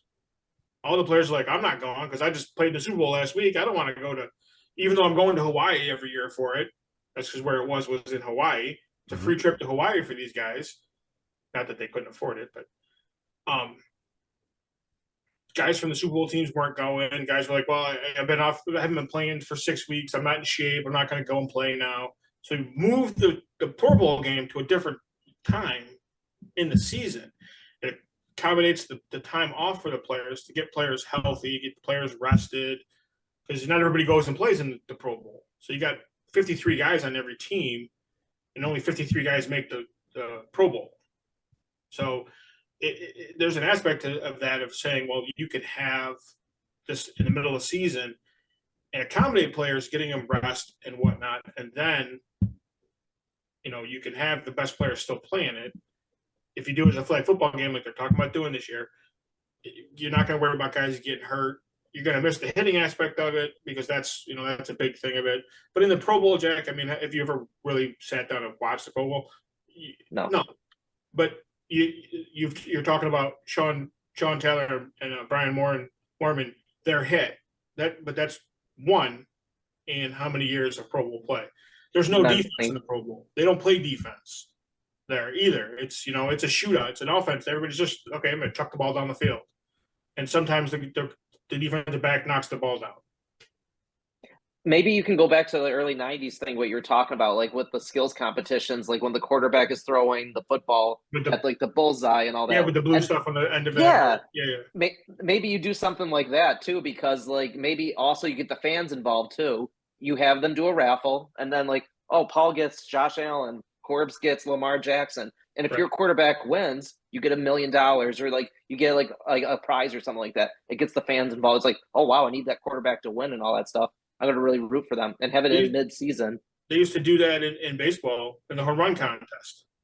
Okay. The 8 guys would participate, and they'd pick 8 fans, and each one of them would get a player. And if they won, they won a house. Nice. So that was, that you're right. That could be something you could do too. So there's a lot. I think there's a lot that they can do with it. There's a lot of aspects you can go around with it. If you want to get fans involved in it and watching it and still enjoy the Pro Bowl, you have to do something different. You can't keep doing it the way it is. Did you say they win a house or a whore? Whorehouse. Okay. A brothel. It's the best whorehouse in Texas. Little. That's a little more. So that's and it's the same house they give away every year, so lots of people have been in it before you. a lot of people have used it. So it is a whore. So you get that shitty toilet. And then the other thing I saw tonight, Jack, I don't know if you know this, but TB12, he said he's done. He is retiring. He's officially done. I said the same thing, Jack, but he said on Twitter that he does not want to play anymore. Yeah, he said for real this time. Yeah, he wanted to play till he was 45. He made it to 45. He wants to try something different with his life. I'll believe it when I see it when the regular season starts next season, because like that's still pretty cocky. You do it during the middle of the Super Bowl and all that when players are still going on. Aaron Rodgers says he's like, I'm not announcing anything. Football's still going on. We'll talk after the season. Tom Brady can go fuck himself for all I care. I'll believe it when I see it. That's my opinion, though. I don't like the man, and never have, but he'll go down as the greatest quarterback. I mean, unfortunately, he will. I mean, there's a lot better quarterbacks out there that played in a different era. I mean, you can go down a list of better quarterbacks in different eras that didn't have the pass first offense that he lived in. Tom never had a running game. He always threw the ball. So I mean, Tom who? Tom Hoare. Tom Hooker. Yeah. Well, that was TJ. No, you're right though, Corbs. He's never really had a running game, but we can go down that list a long time. But I mean, there's so many different quarterbacks. You can go down so many of them. It's just, but I'm not going down on any quarterbacks. I'm going to leave that to you guys. Well, Kevin wants to go down on Hoare. They've been in all the whores. Fuck that. He does kiss his sons on the lips. Apparently he's got a new girlfriend too. She's hot. Shocking. She's a whore. She's a football whore. All right, and before we move on from sports, I just want to touch upon something that actually news that just broke while we've been recording. Tom Brady unretired? He's Shocker. AEW announced tonight that they're getting into the house show game. They're calling them AEW House Rules. And the first one is going to be March 18th in Troy, Ohio. They're calling it an intimate setting for a show. Basically, it's going to be a house show that doesn't mean shit, and you're probably not going to see half the stars because. Can we go there? I mean, if you really wanted to go, I'm just going to wait until they come around here because it's going to happen. So. Is it now? I'm sure it will. Are you I'd sure? like to see AEW move into the Syracuse area for. Yeah, Sure. house Got that. rules, i.e., dark. That's what Yeah. it's going to be. Well, no, And that's won't- all. They televise that with. I mean, they tape that with. Well, Everything. We don't wanna- they may not though. Well, it's still going to be the same roster. Yeah, we don't want to do it. Yeah. Whoever we don't wanna actually do that. wants to travel for a house show, because wasn't that part of the selling point for those guys that signed with AEW was the reduced schedule? That they only have to work 1 day a week. Yeah. Mm-hmm. But we And don't now wanna it's do going to be Geek Pod. weekend shows. They said, "What, Jack? We don't want to do Geek Pod versus travels to Troy, Ohio. No. I'm not going to Ohio." Yeah. What's in Ohio? Cleveland. Right. Oh. Rock I and Roll work Hall with of Fame. people- I hear it rocks. It does. It's actually a fun city. Rocks. Good show. Cleveland. Look, Is? You see, Cleveland's a fun city. Yeah. Have you been to Cleveland? Yeah. When? I haven't. When? Yeah. Back when I was doing construction, we were down there for like 3 weeks. We were actually doing sidewalks for an Aldi's. Have you been back there? Since then, no. Okay. We had a blast though. Not stories I can tell on the podcast, but we had a blast. How Oh, old and were we you- went to were the you, Rock were you and Roll Jack's Hall of age at Fame, the time? I mean, were you 12? No, I was probably close to 30. So you didn't have any real responsibilities then? No kids, no wife. No kids. No regrets. Definitely no regrets. Drew Carey likes Cleveland, though, Corbs. So I know he thinks does. I know he that's- does. Excuse me. But I just wanted to make sure we threw that in there since it's breaking news. That'd be great if I actually wanted to edit in fucking graphics, but it's not going to Like happen. I'm telling you, you need that on the bottom. during Rigatoni. Geek Pod. Rigatoni. I can go for that. But you need Geek Pod breaking news on the bottom of our screen. I'm going to tick her across. All right. I totally got lost of where we are in the show. Jack's turn. That's right. You are such a fucking dumbass. Sorry. Actually, it's breaking news. Our movie guy didn't get a joke about the Oscars. That's the breaking news. I didn't. So So we're either. I to be honest with you, did they announce the candidates for the Oscars? They do that every Never year. mind. No, I'm just wondering. Never mind. All right, Move on. moving on. Actually, while we're still in the sports segment, do we want to touch upon the Royal Rumble at all or no? I didn't watch it, but I could tell. I we can tell can you. if you want. It was fucking awesome. I can tell you Yeah. who won it. I Was knew who was going to win it Saturday morning, and it wasn't hadn't even gone yet. Pretty sure everybody knew that was where it was going. Well, I could have told you who was going to win the women's Royal Rumble. Who won? You did. Which one? Kevin, you were still here for that one. I'm just saying, man. Who Does won? he, does he What was remember? it? What was her name? The for the women's Rumble, it was Rhea Ripley. Yeah. Who won that? Cody Rhodes won that. Rip. And if you didn't think he was coming in number 30, I would have hoped he wasn't, but Was Yeah. it if I would have had him come in number 1. the Nazi guy? Homelander, you mean? Oh no, Yeah. a Nazi Even- guy was number 1. Nazi guy. Even we saw Royal Rumble and then we saw Monday Night Raw. I'm predicting another match though, and I think we can all agree: Rey Mysterio versus Dominic Mysterio, right? Father Now, versus son match. I saw something interesting today. What For the if? first time in a long time, huh? You saw Yes. some more What If? What if season 2 is coming? No, that's not where. What if we find out Cody attacked Ray to eliminate him from the Royal Rumble? What if there's a heel turn already? He attacked him and then handed his mask to Dominic. Yeah, maybe there's. Yeah, no, I don't even buy it either. But I actually saw that someone like posited that theory today. No, that's stupid. No, And- that's yeah. You can see the setup here, and I said it in our group chat, but I'm going to say it here now so it's public. I called WrestleMania Seth Rollins and Logan Paul. Logan Paul. And you know why? It's because Seth legitimately should be in the title hunt. Cody's coming back after this long break, and I think that's to appease Seth, because honestly, Seth and Logan Paul at WrestleMania, and I think it's going to be the main event of one of the nights, is a bigger deal than Seth versus Roman for the title. Because of Logan Paul, the fact that he is, a worldwide celebrity, most listened to podcasts in the world, and he's fucking amazing in the ring. It's going to be an awesome match, and I think that's worthy of a WrestleMania moment. There's not a whole lot of wrestlers, non-championship matches that can headline a WrestleMania, but that's one of them. Or any of the ones with Taker, over the years. I think that's, they're like, hey, we can't get you in the title hunt. We really need to, use Cody and get the titles off Roman. But here's this nice shiny bone we're gonna throw you. Yeah, and I think multi-million eyes on you. Yeah, and I think Seth is gonna win it because Logan Paul hasn't actually lost a match yet. I believe, correct? He lost to Roman, right? Or was it? Yeah. He lost the title. He had a title shot against. Yeah. Well, yeah, but wasn't there a lot of interference there? I mean, it wasn't all the interference. Yeah. Yeah. Okay. It wasn't. What you're saying is he hasn't lost clean. Yes, and I think that Seth will beat him clean. As a hey, this is because seriously, Seth has carried the company for the past couple of years, without a doubt. Yeah.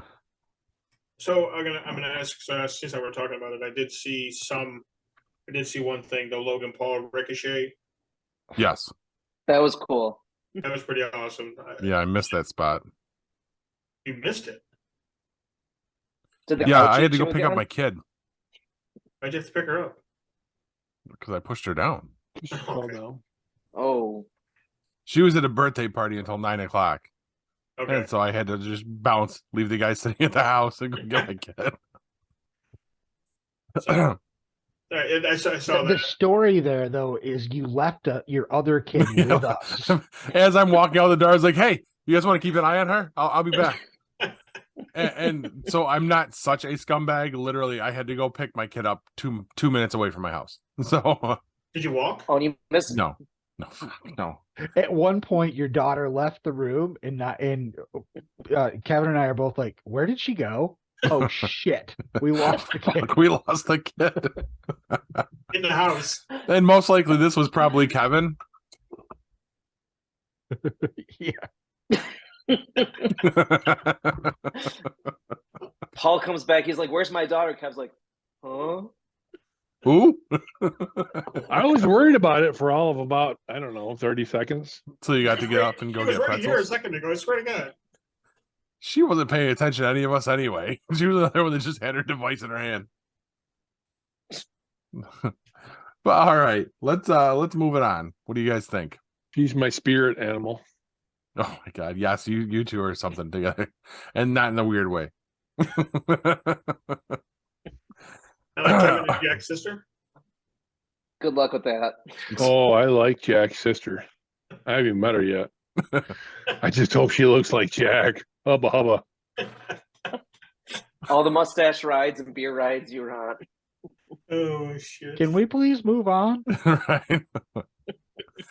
All right. So you guys know what that means. It's time for Jack's Erroneous Questions of the Week. Hit it.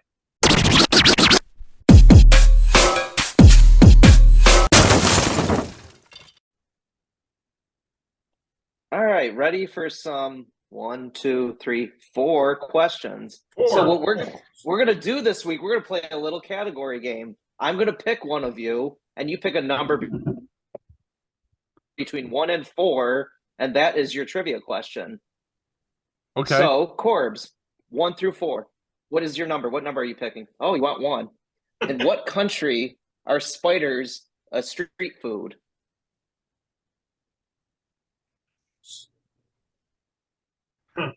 So, unusual food. What country are fried spiders a street food?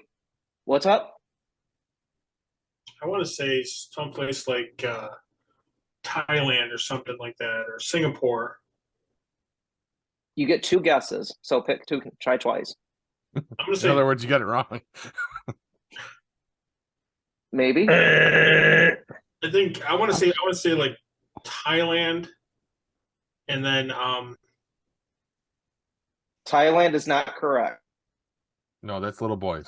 I'm surprised it's only one country. yeah. I'll say Vietnam. But not Vietnam. Cambodia. So Wow. yeah, it was Cambodia. Wasn't that a Limp Bizkit Okay. song? Sorry. Okay. Paul, pick a number, 2, 3, or 4. 3. 3. You get film. For what movie did Steven Spielberg win his first Best Director for? I know this one. It's not yours. Can I phone a friend? No. It's only you, yourself, and you.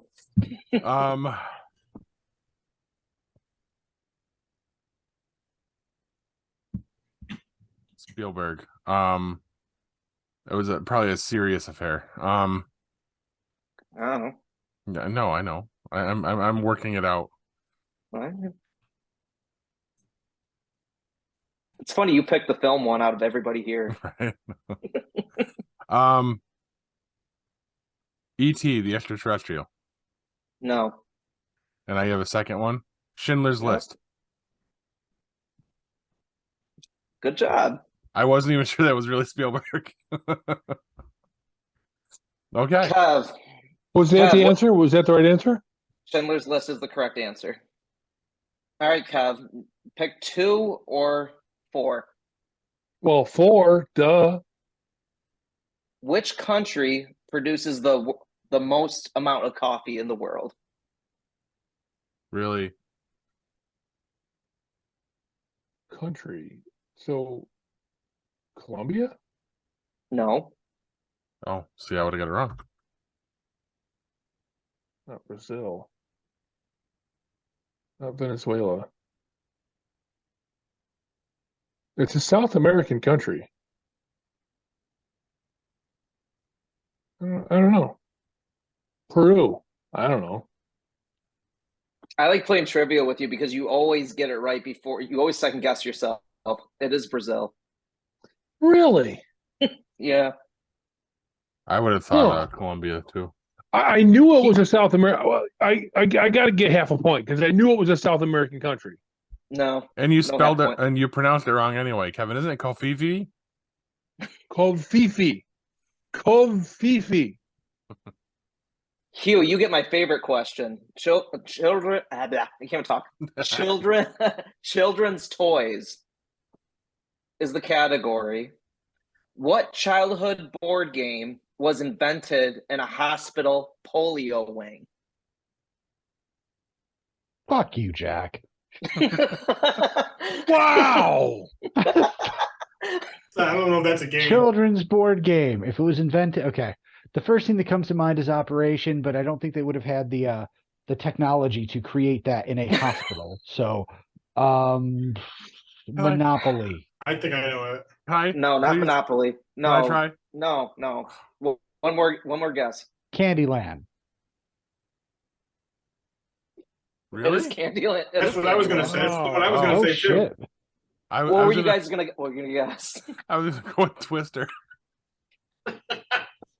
When I first saw this question, I'm like, oh, I know this one.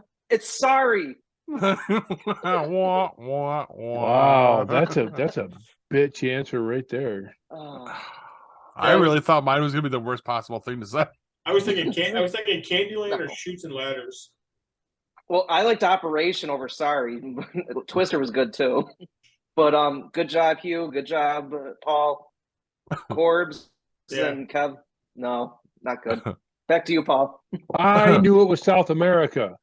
You Yes. don't still get the point. You don't get the point. Screw though. you guys. Dude, everyone knows coffee comes from South America. Exactly. It's not like a big fucking trade secret or something. But I just love the categories that you guys pick because Paul gets film, Hugh gets board games, and like you guys got the categories No, that did you not said pertain 4 to. questions. Paul had a what the fuck look on his face, but that was Oh, yeah. actually kind of fun. That Yeah, was like- fun. That should be the new. Is this what you were telling me? You texted Yep. me. You said you had a new concept. I like This- this concept. That was actually pretty cool. I like it. I was thinking about this. I have a Especially when couple I other can ideas. insult polio victims. I got Well, a like, twist. I got Well, a like when I tw- s- what Go you ahead. got a twist. All right, I was going to tell your twist the twist. game a little bit. Jack, you pick the category for each of us. Well, Like that's probably what I'm customize gonna them do. towards the person. No, I think if he comes up with 4 questions, doesn't give us the chance to pick, he just says, "Okay, this is your question." Yeah, Right. Us picking, exactly. Us picking them does the same. Is kind of the same concept because you don't really know what you're getting. No, Because you but I pick think you're gonna pick the category of which one it You're is. going to pick the number, and then he's going to correlate it to actual question. And it Jack could be could anything. Jack could ask Corbs a sports question. It'd be funny as hell if he gets it wrong. I would think it would be fucking hysterical, but Right. Off the top of my head, Corbs, who was Tom Brady battling against at Michigan? which year? 1998. Drew Henson was one of them. Drew Henson, you got it. We're done. Moving on. All right, go ahead, Paul. All right. My weekly topic's a little bit different this week. Now, this does not have to stay in the confines of the actual Olympics, okay, guys? What event would you compete in if you were competing in the Olympics? Me, pick me. I'm going to pick all of you guys after the break. Okay. Stick with us, guys. We'll be right back.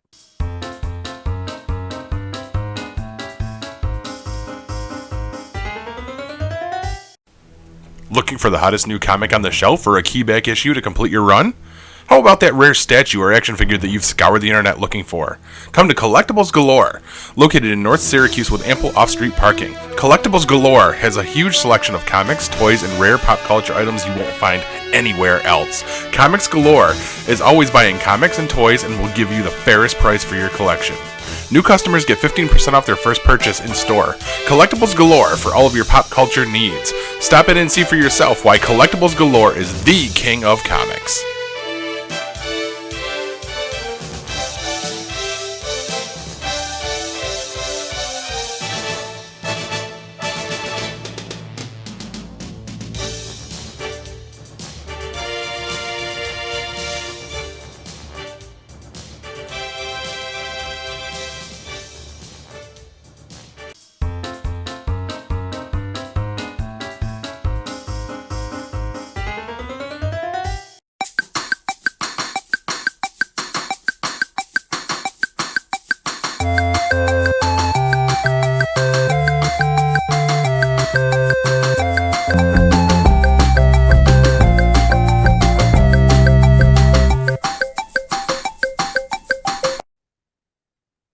All right, as you know, that sound means it's time for the weekly topic.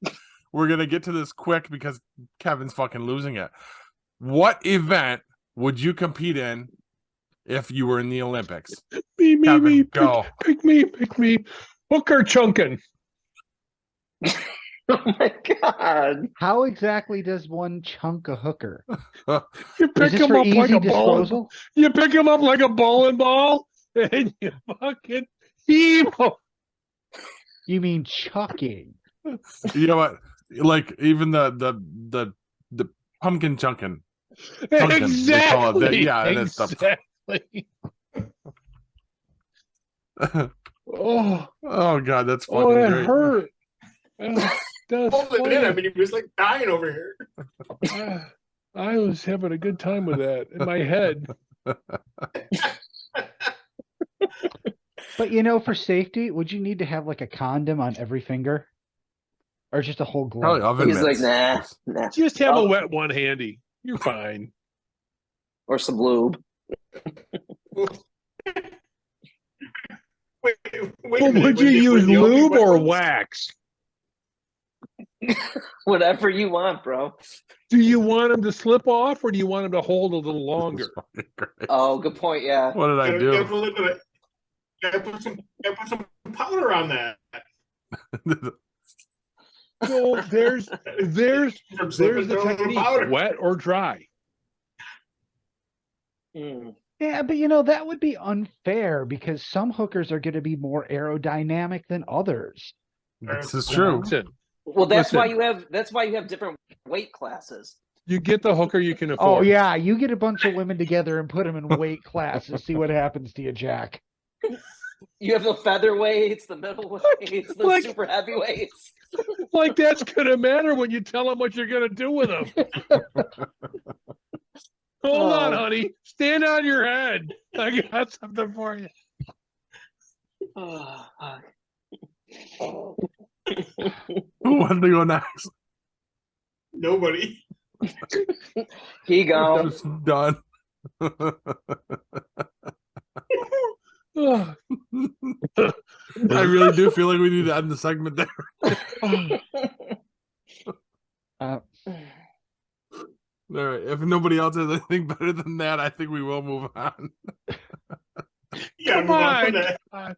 Come on, you gotta all have something. Not as Come good as on. that. No, Come on. you might have an STD after competing. Only if you lick your fingers. Oh, God. And then what's going to happen? You chuck the hooker, and then the guy comes up and is like, "Yeah, that'll be $800, or I'm going to beat your ass." Dude, if I get the best score, I'll pay it. I think we have the title for your. I think we have your title for the episode tonight. Kev's Olympic Dream. Oh, I haven't written down any titles at all. That's okay. I've been keeping a list for you. Oh, nice. You sound like Napoleon Dynamite down there. Like, oh God. All right. Come on, what next. do you guys got?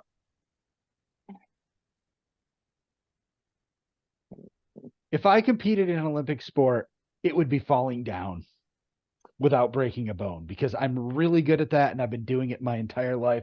Paul's even been there for some of them. Yes. I really should have busted something at that quarry. Those rocks and all that shit I landed on, but no, I always bounced. Yeah, we've talked about it before. I thought I was going to have to try to figure out how to carry you out of there with a broken leg. That was bad. What about chucking Chinese food?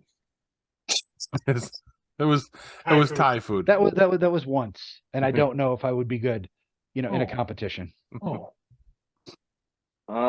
I guess if I did an Olympic sport, I would do. I know useless knowledge about a little bit about everything. They're like, how do you know so much about that little Random topic? trivia Or something like that. When I went to Los Angeles, random shit. when I went to LA the first time to see my buddy, we walked down Hollywood, like all the stars, and I'm like, oh, this guy's been in this, and this. He's like, how do you know that? I'm like, I don't know. And like some people were following us, and I was doing a tour and all that. And I remember getting like I literally was like, oh yeah, this star right here, this person's been in this, and literally we got $50 and a couple cigars. I'm like, drinking money. So history about useless shit. dude, that's hooker money. That is hooker money. it's a little in Hollywood. That's probably not enough. Oh my God, Kevin, are hookers the new pancakes? For fuck's sake! Oh, I love pancakes. You want to eat a pancake off a hooker? Just dip it in. I guess if I didn't go for anything, Pour the syrup. Fuck you. Go ahead, Corbs. What do you got, man? channel surfing. Because if you ever sit here or listen to my mom or whatever talk, I can't watch one show. I'm watching 7 shows at once. There's a commercial, I go to a different show. That one goes commercial, I go to a different channel. I'm watching 6 channels at once, 4 or 5, and I know everything that's going on in every show. Why don't you get like 6 or 7 TVs? No, it's better to surf on one TV because you're really pissed off the people that you're sitting around with. I like This that. is true. I like that. Like my mom's like, I that's why when I watch TV in my room by myself because I can flip and watch whatever I want. And if I see something that I want to watch, I'll watch it for a little while and then I'll flip to something else. But if you had 6 or 7 TVs up in front of you, you could pretend you were a God. supervillain. What was it? I remember in the I can watch. in the early 2000s Jeff's got a book. we had the. Yes, he does. We He's had a stealing big your Zenith- bit. Oh, we had a big Zenith TV Corps. Do you remember picture in picture? Like you could actually watch multiple things, and then also they had a button where you could freeze the program. Do you remember that? Yeah, they had that I do. too. Your channel surfing can be I just can't take Kev seriously. Oh, I got a pussy on my face. Don't you hug that kitty. Don't do that. Yeet. Don't hug my pussy. This is a good girl. Wow, this devolved tonight. This is going to. Paul, what would This your is score good. be? I would probably have to say wrestling theme songs. Ooh. I'm really good at identifying wrestling Okay. themes. Okay. I was wondering, like, are you going to be performing wrestling theme songs? Yeah. That's my go-to for karaoke. Yeah, that's. Who are the five? Wow, wrestling- you need to get that wrestling- cat off your face because we can't hear you. Who are the 5 wrestling theme songs that you can think of right off the top of your head? I mean, all I'd have to do is name off wrestlers then. I mean, because they all have a theme. Yeah. So Stone Cold Steve Austin, The Rock, DX, No. The What are Undertaker. their theme songs? What do you Sing mean? them. Sing them. I don't have any Okay. glass to break. All right, so here's the first one we'll give you. Mr. Ass's theme song. Ass man. I'm an ass man. I bet you are. I have a clip for the show. All right. let's continue on. That's going on TikTok. You're on repeat. Right. Just looping. Guys, what are you watching? I got stuff. What the What the pussy? I got stuff. Holy shit. Are you guys caught up on fucking Bad Batch? No. Yes. I'm watching it. Oh my God. This week's episode. Holy shit. Holy shit, the clones did something. No, Right? Dude. Oh, I know. So- I know where you're going with this. Dude, Somebody came back that everyone wanted to know more about. Cody? I'm not saying anything, but I That's know what okay, you're because I saying. haven't even started watching Bad Batch ever. Don't mention it, Kev. They But gotta you be did. surprised. You That's gotta good. see this. You was gotta too good. see this. It's I know. so good. It's so good. Hmm So good. I know. I didn't want to bring it up, but it was really good too. All right, I'll leave Bad Batch. It's so on point for Filoni and Nice. the way he ties stories back together. It's so good. I'll leave it at that. The wife and I found a series that I hadn't really heard about before. We were just surfing around, we were screwing around, just trying to find stuff. 1899. Anybody heard of it? Oh yeah, I was gonna watch that until I found out Netflix canceled it.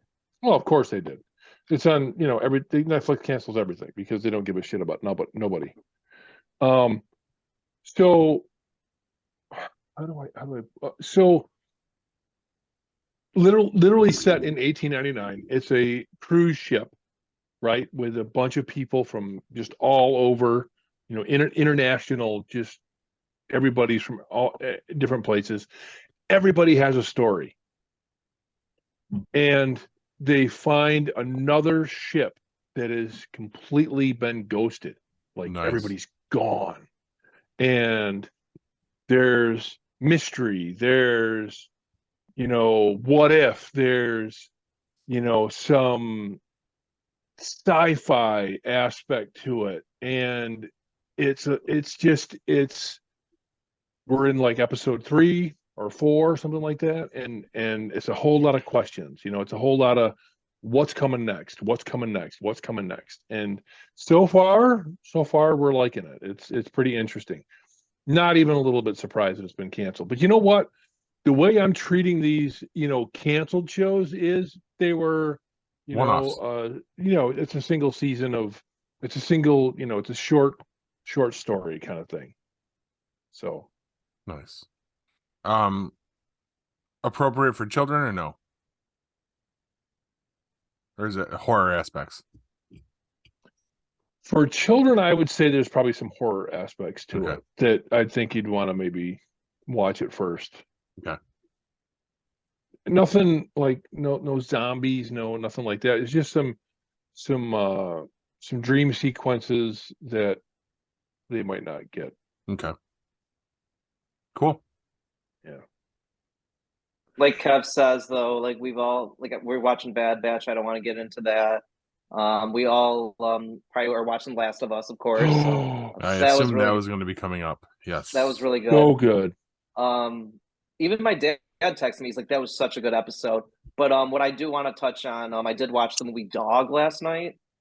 That was Bounty pretty Hunter? good. No, Wait, the Channing Tatum movie? I tried it. I was like, I wanted to see this, so I'm like, I'll try it. The dog was an army ranger, which is pretty cool. I'm a sucker for those dog movies. Like it was like Marley and Me on steroids. I'm like, I won't watch this again, but it was cool. But like, we'll go back to The Last of Us because we can discuss that. That was just very beautifully written. The episode. It was really really well done. Just it makes you appreciate the little things. It's like, wow, that was very good. I started out hating it. Really? The first like 15, 20 minutes, I'm like, this sucks. I don't want to see this. And then I realized what it was.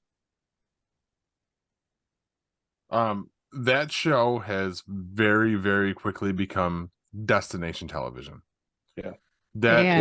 They've improved their ratings week over week 3 times now. Do you know how awesome. rare that is? Very. Because this is like the best show on TV right now. The only thing is, will they be able to do it next week? Because there's a huge number of people that were pissed off that there was, a gay romance in that episode, and we'll have to see, how if those loud voices really equate to a large number of people. I don't think they will. I think people that were upset with that episode didn't watch it all the way through. And they don't play video games. They don't realize what it was. Let me stop you there, because one of the other concerns was that in the game there is a sequence. In the game, Bill's partner's already dead. Frank's already dead. Right. And they go on this thing. They go to a school, and there's this huge action sequence, and people are mad that didn't happen as well. But they took that away from them. And that they took this big scene from the game and replaced it with 2 guys cuddling in bed, and that's what it's.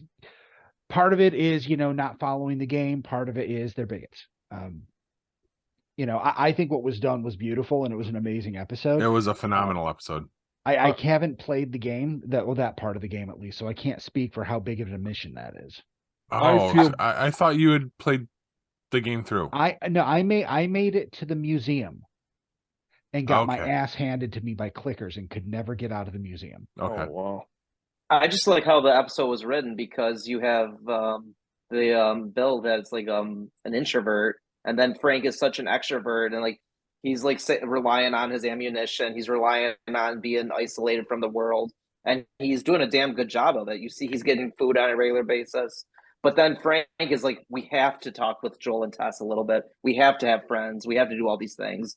And I actually like how the little girl's also reading the letter at the end of the episode. She's like, "See, I never really liked you, Joel." Ha ha ha ha. Like they do like those little things. But like, even though I didn't play the video game, but watching the after episode is actually pretty helpful. She's actually wearing the T-shirt that she wears in the video game, which is probably a cool little Easter egg. But it just humanizes it. Yeah, yes, it's a zombie show with stuff, but like it shows what it's like a little bit. Like you're actually learning more about the characters. Like it's like what Hugh says. Each week, it's beating the previous week. It's just like, what a great episode that was. What I loved about that episode was it gave us a way to see the passage of time with what happened to the world. Yeah. I loved it. And it expanded the story without even touching on our main characters at all. Loved it. Like it's not a normal like detour episode. You know what I mean? Just all of a sudden we focus on this one guy for no reason. And I mean, it wrapped back around right back into where we were in the story. Loved it. Like it filled in the holes instead of them just it being a 5-minute scene where you show up and like, oh shit, we thought we were gonna go see this guy, but he's dead.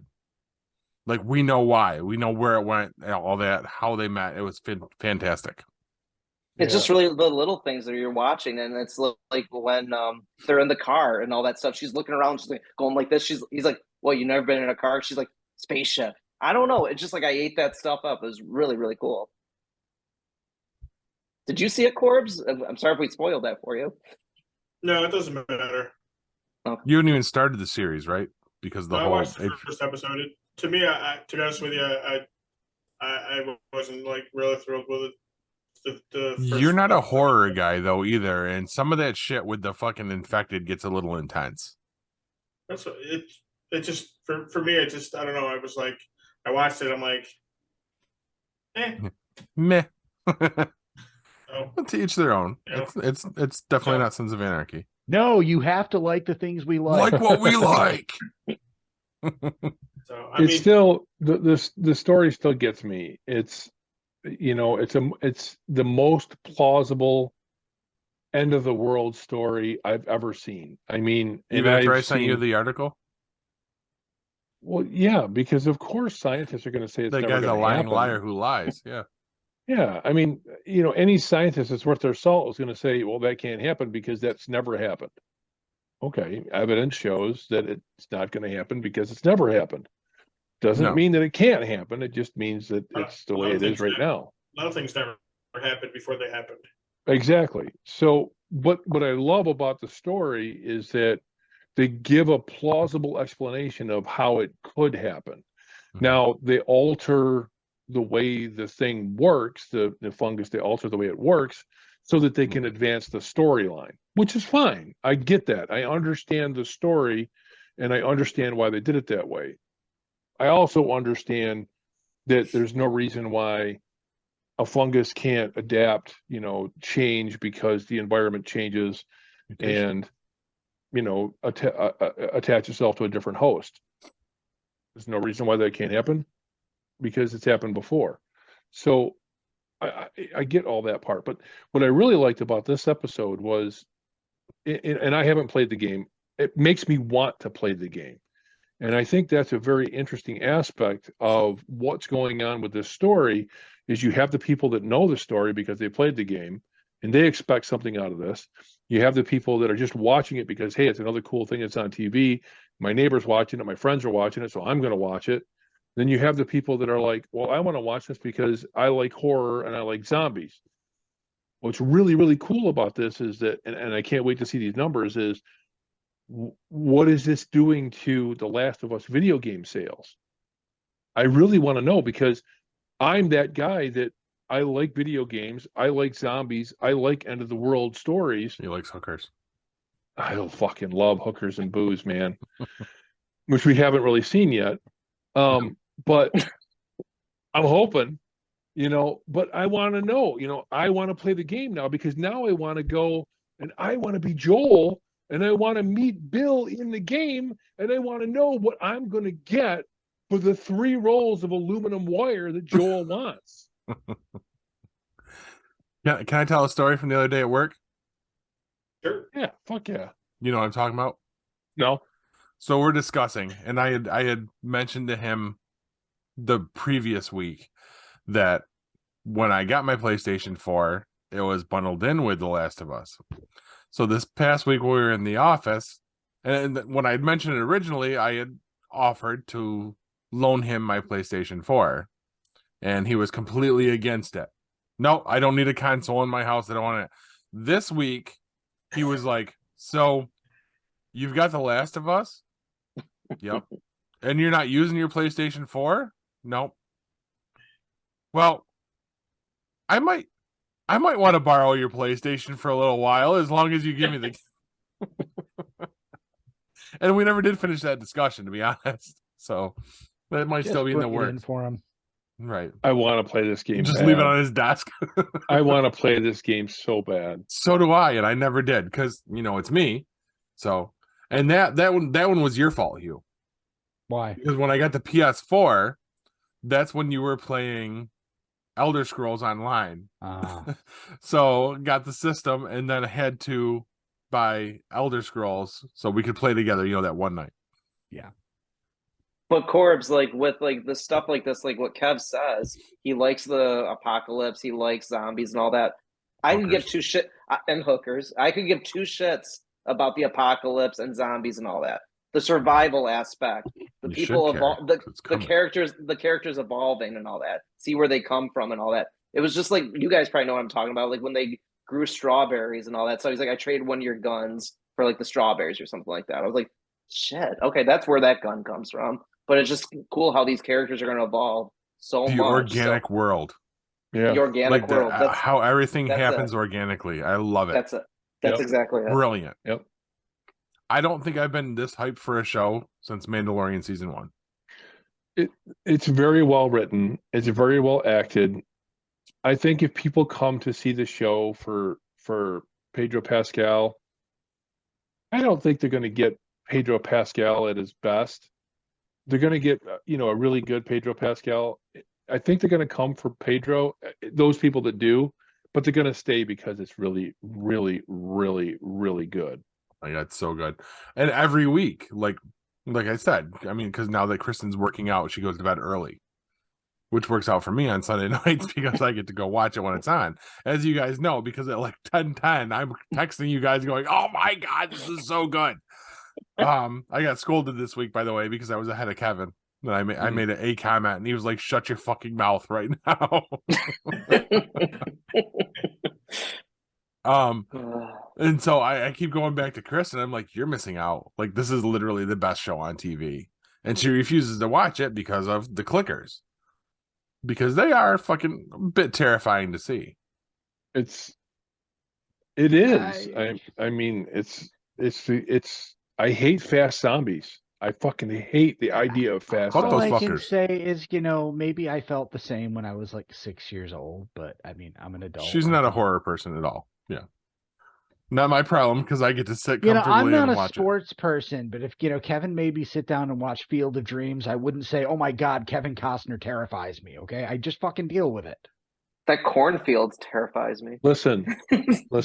Since you brought it up, I don't consider myself a sports person. I don't watch sports. I don't follow it. The very first time I watched Field of Dreams, You cried. it was the You better most have- emotional fucking experience Bitch. I've ever had in my life. You better have cried. It was I don't want to downplay your emotions on that. I just don't want this to turn into another Field of Dreams discussion because we've had so many of those. that's fine. I mean, yeah. I mean, I no do matter have, what, this is a perfect example. Last of Us is the perfect example. Doesn't matter what you're into. It doesn't matter what you like. There is something to like in this show. And if you're just a fan of a good story and good writing, it works. It does. really works. and of the 4 of us here that are watching it, not to exclude you, Corbs, but you're not watching it. Am I the only one that like thinks Anna Torv is really hot? Who's that? Tess. Yeah, you you're can the have only her. one. You can have her. You're the only one. I don't know why either, because you look at her and it says she's just a middle-aged woman. Go watch Fringe. Fringe? Fringe. Okay. What do you like about I her? brought it up before. Fringe, you can't go wrong with Fringe. It's got Anna Torv, Joshua Jackson, Lance Reddick, and John fucking Noble in it. Bad guy from the Headless Horseman. Yeah. Try to and Lord of the convince- Rings and Yes. so many other things. Try to convince us. What do you like about her? I can't, because I can't tell you why, but every time she's on it, I'm like, I mean, except for when you first meet her with the fucking beat the fucking black eye thing. That didn't really do it for me. But there's some, I don't know. Are you I trying to be don't that know. clicker that goes into her mouth or some shit? I don't know what you're doing over there. I mean, Yeah, I probably yeah, would do yeah. it, but Yeah. I don't know.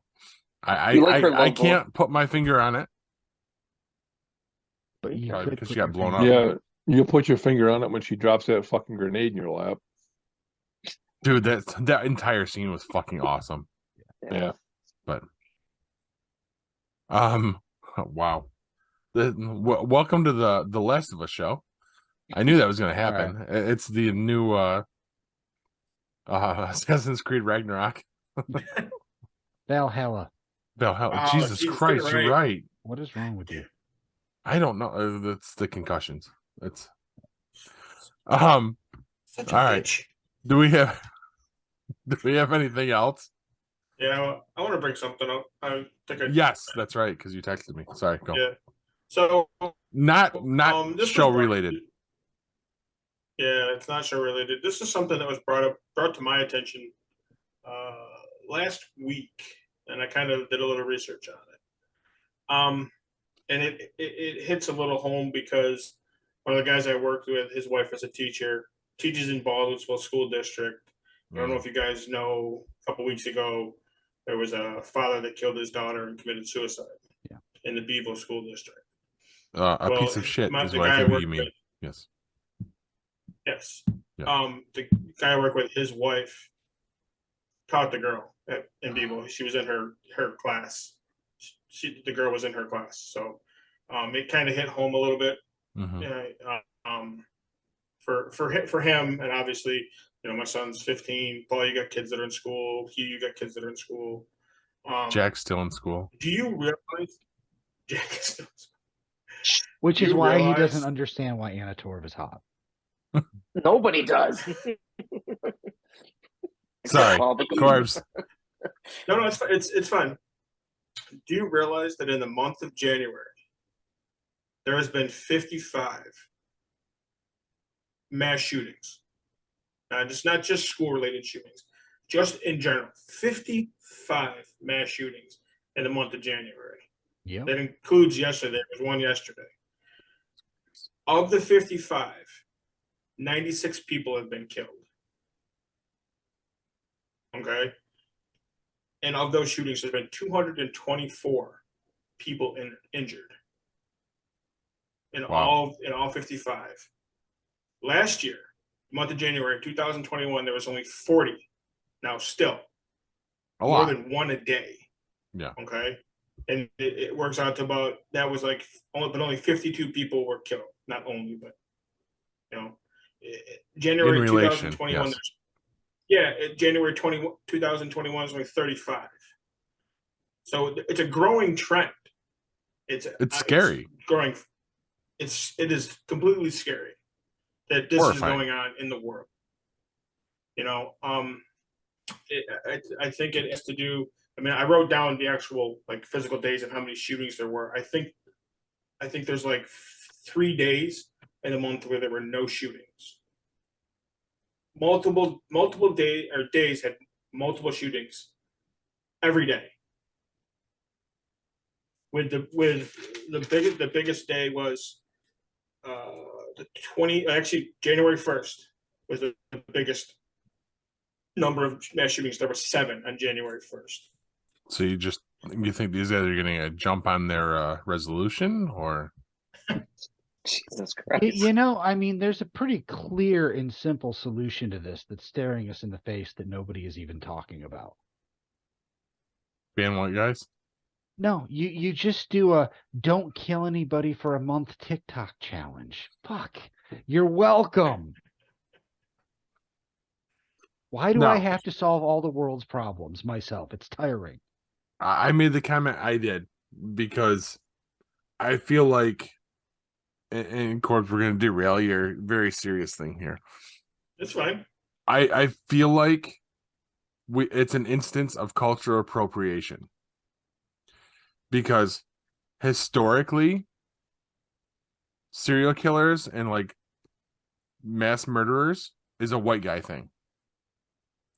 And 2 of the most recent ones were Asian men that did this, right? Mhm. So why are they taking our thing? Shut up, Paul. Just shut up. Douchebag. Yeah, I don't know where you're going with that, but I don't like it. That's where I was going with it. I don't care if you like it or not. But sorry, Corbs, go back to what you were saying. It's fine. It just like I said, somebody brought it up to me, and I just did a little research. I wanted to see how many actual shootings there were over the course of the month, and it's just a staggering fact. It's a staggering fact that anybody can go out and buy a gun nowadays.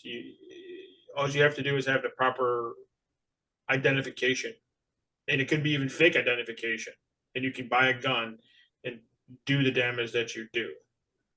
And people always talk about gun control, and this is me preaching. Obviously, I don't own a gun. I have friends that own guns. Most people that own a gun, very responsible.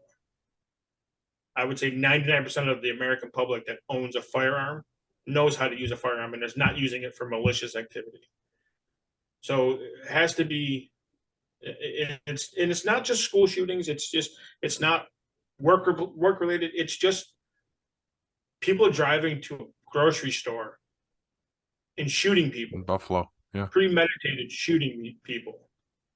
Well, don't forget that people that want to hurt other people are going to find a way, whether it's with a firearm or a pickup truck or a machete. They're going to find a way to do it, and they're going to make a big mess out of it. And their reasoning is often not something that you can relate to or understand, or maybe it's never known. Right, and a lot of people are just doing it because they want to know what the feeling is like. There's some fucked up people out there. Yeah. So and what's behind this? I'm a firearm owner. I always have been, and why aren't you out there shooting people, Kevin? I don't want to. I like hookers and beer. I don't like shooting people. It's not. And pancakes you like. It's okay. I fucking love pancakes. No, the human brain is something that nobody knows anything about. I mean, we know so little about it. And when it's fucked up and cross-wired, it's very difficult to detect. And without being able to understand how to look for that and how to, combat that, we're never going to be able to stop people from doing harm to other people. But that's the root of it. That's guns don't pull triggers, cars don't start themselves, machetes don't get swung by themselves. I mean, the root of it's always people doing harm to other people, and it's until we understand that. Right, you're never gonna understand. You're never gonna understand that, like you said. Not gonna stop. It's only gonna get worse. Yeah. I thought you said something over there, Corbs. I thought Big Brother saw you and you were all pixelated. Oh, they did. That's what it was. We've been hacked at this point. Yeah. So it just like I said, it was brought to my attention, and I kind of did a little research on it, and I went through and looked at it. Last year, the month of July last year, and this is the one that absolutely just kind of blew my mind. There was 100 mass shootings in the month of July last year. Just in the month of July alone, 100 shootings. Think about that. That's 3 a day. So it's just like we said, it's an issue, but it's never going to be solved. I guess nowadays you just kind of gotta protect your six and always know exactly what's going on. Stay home. And even then, you're not going to be able to protect yourself 100% of the time. So, you're not wrong. All right. That's all I got. Sorry for making this a pretty dim end of the show. Yeah, and now I'm supposed to drop nuggets after that. Thanks. Pressure's all on you, Paul. Bring it home. All right. Drop your nugget. Fuck off, Showens. Have you ever really thought about how... Jesus fucking Christ. Bang, bang! The HBP! Yeah! Okay, I'm going to try again. We're ready. Nope. Have you ever really thought about how when you look up at the moon, it's the same moon that Shakespeare, Marie Antoinette, Van Gogh, Cleopatra looked at? They all looked at the moon. They're all dead. The moon is killing people. Wake up, America. Good night, everybody, and mega whammy bitches. This has been a Geek Pod Network production.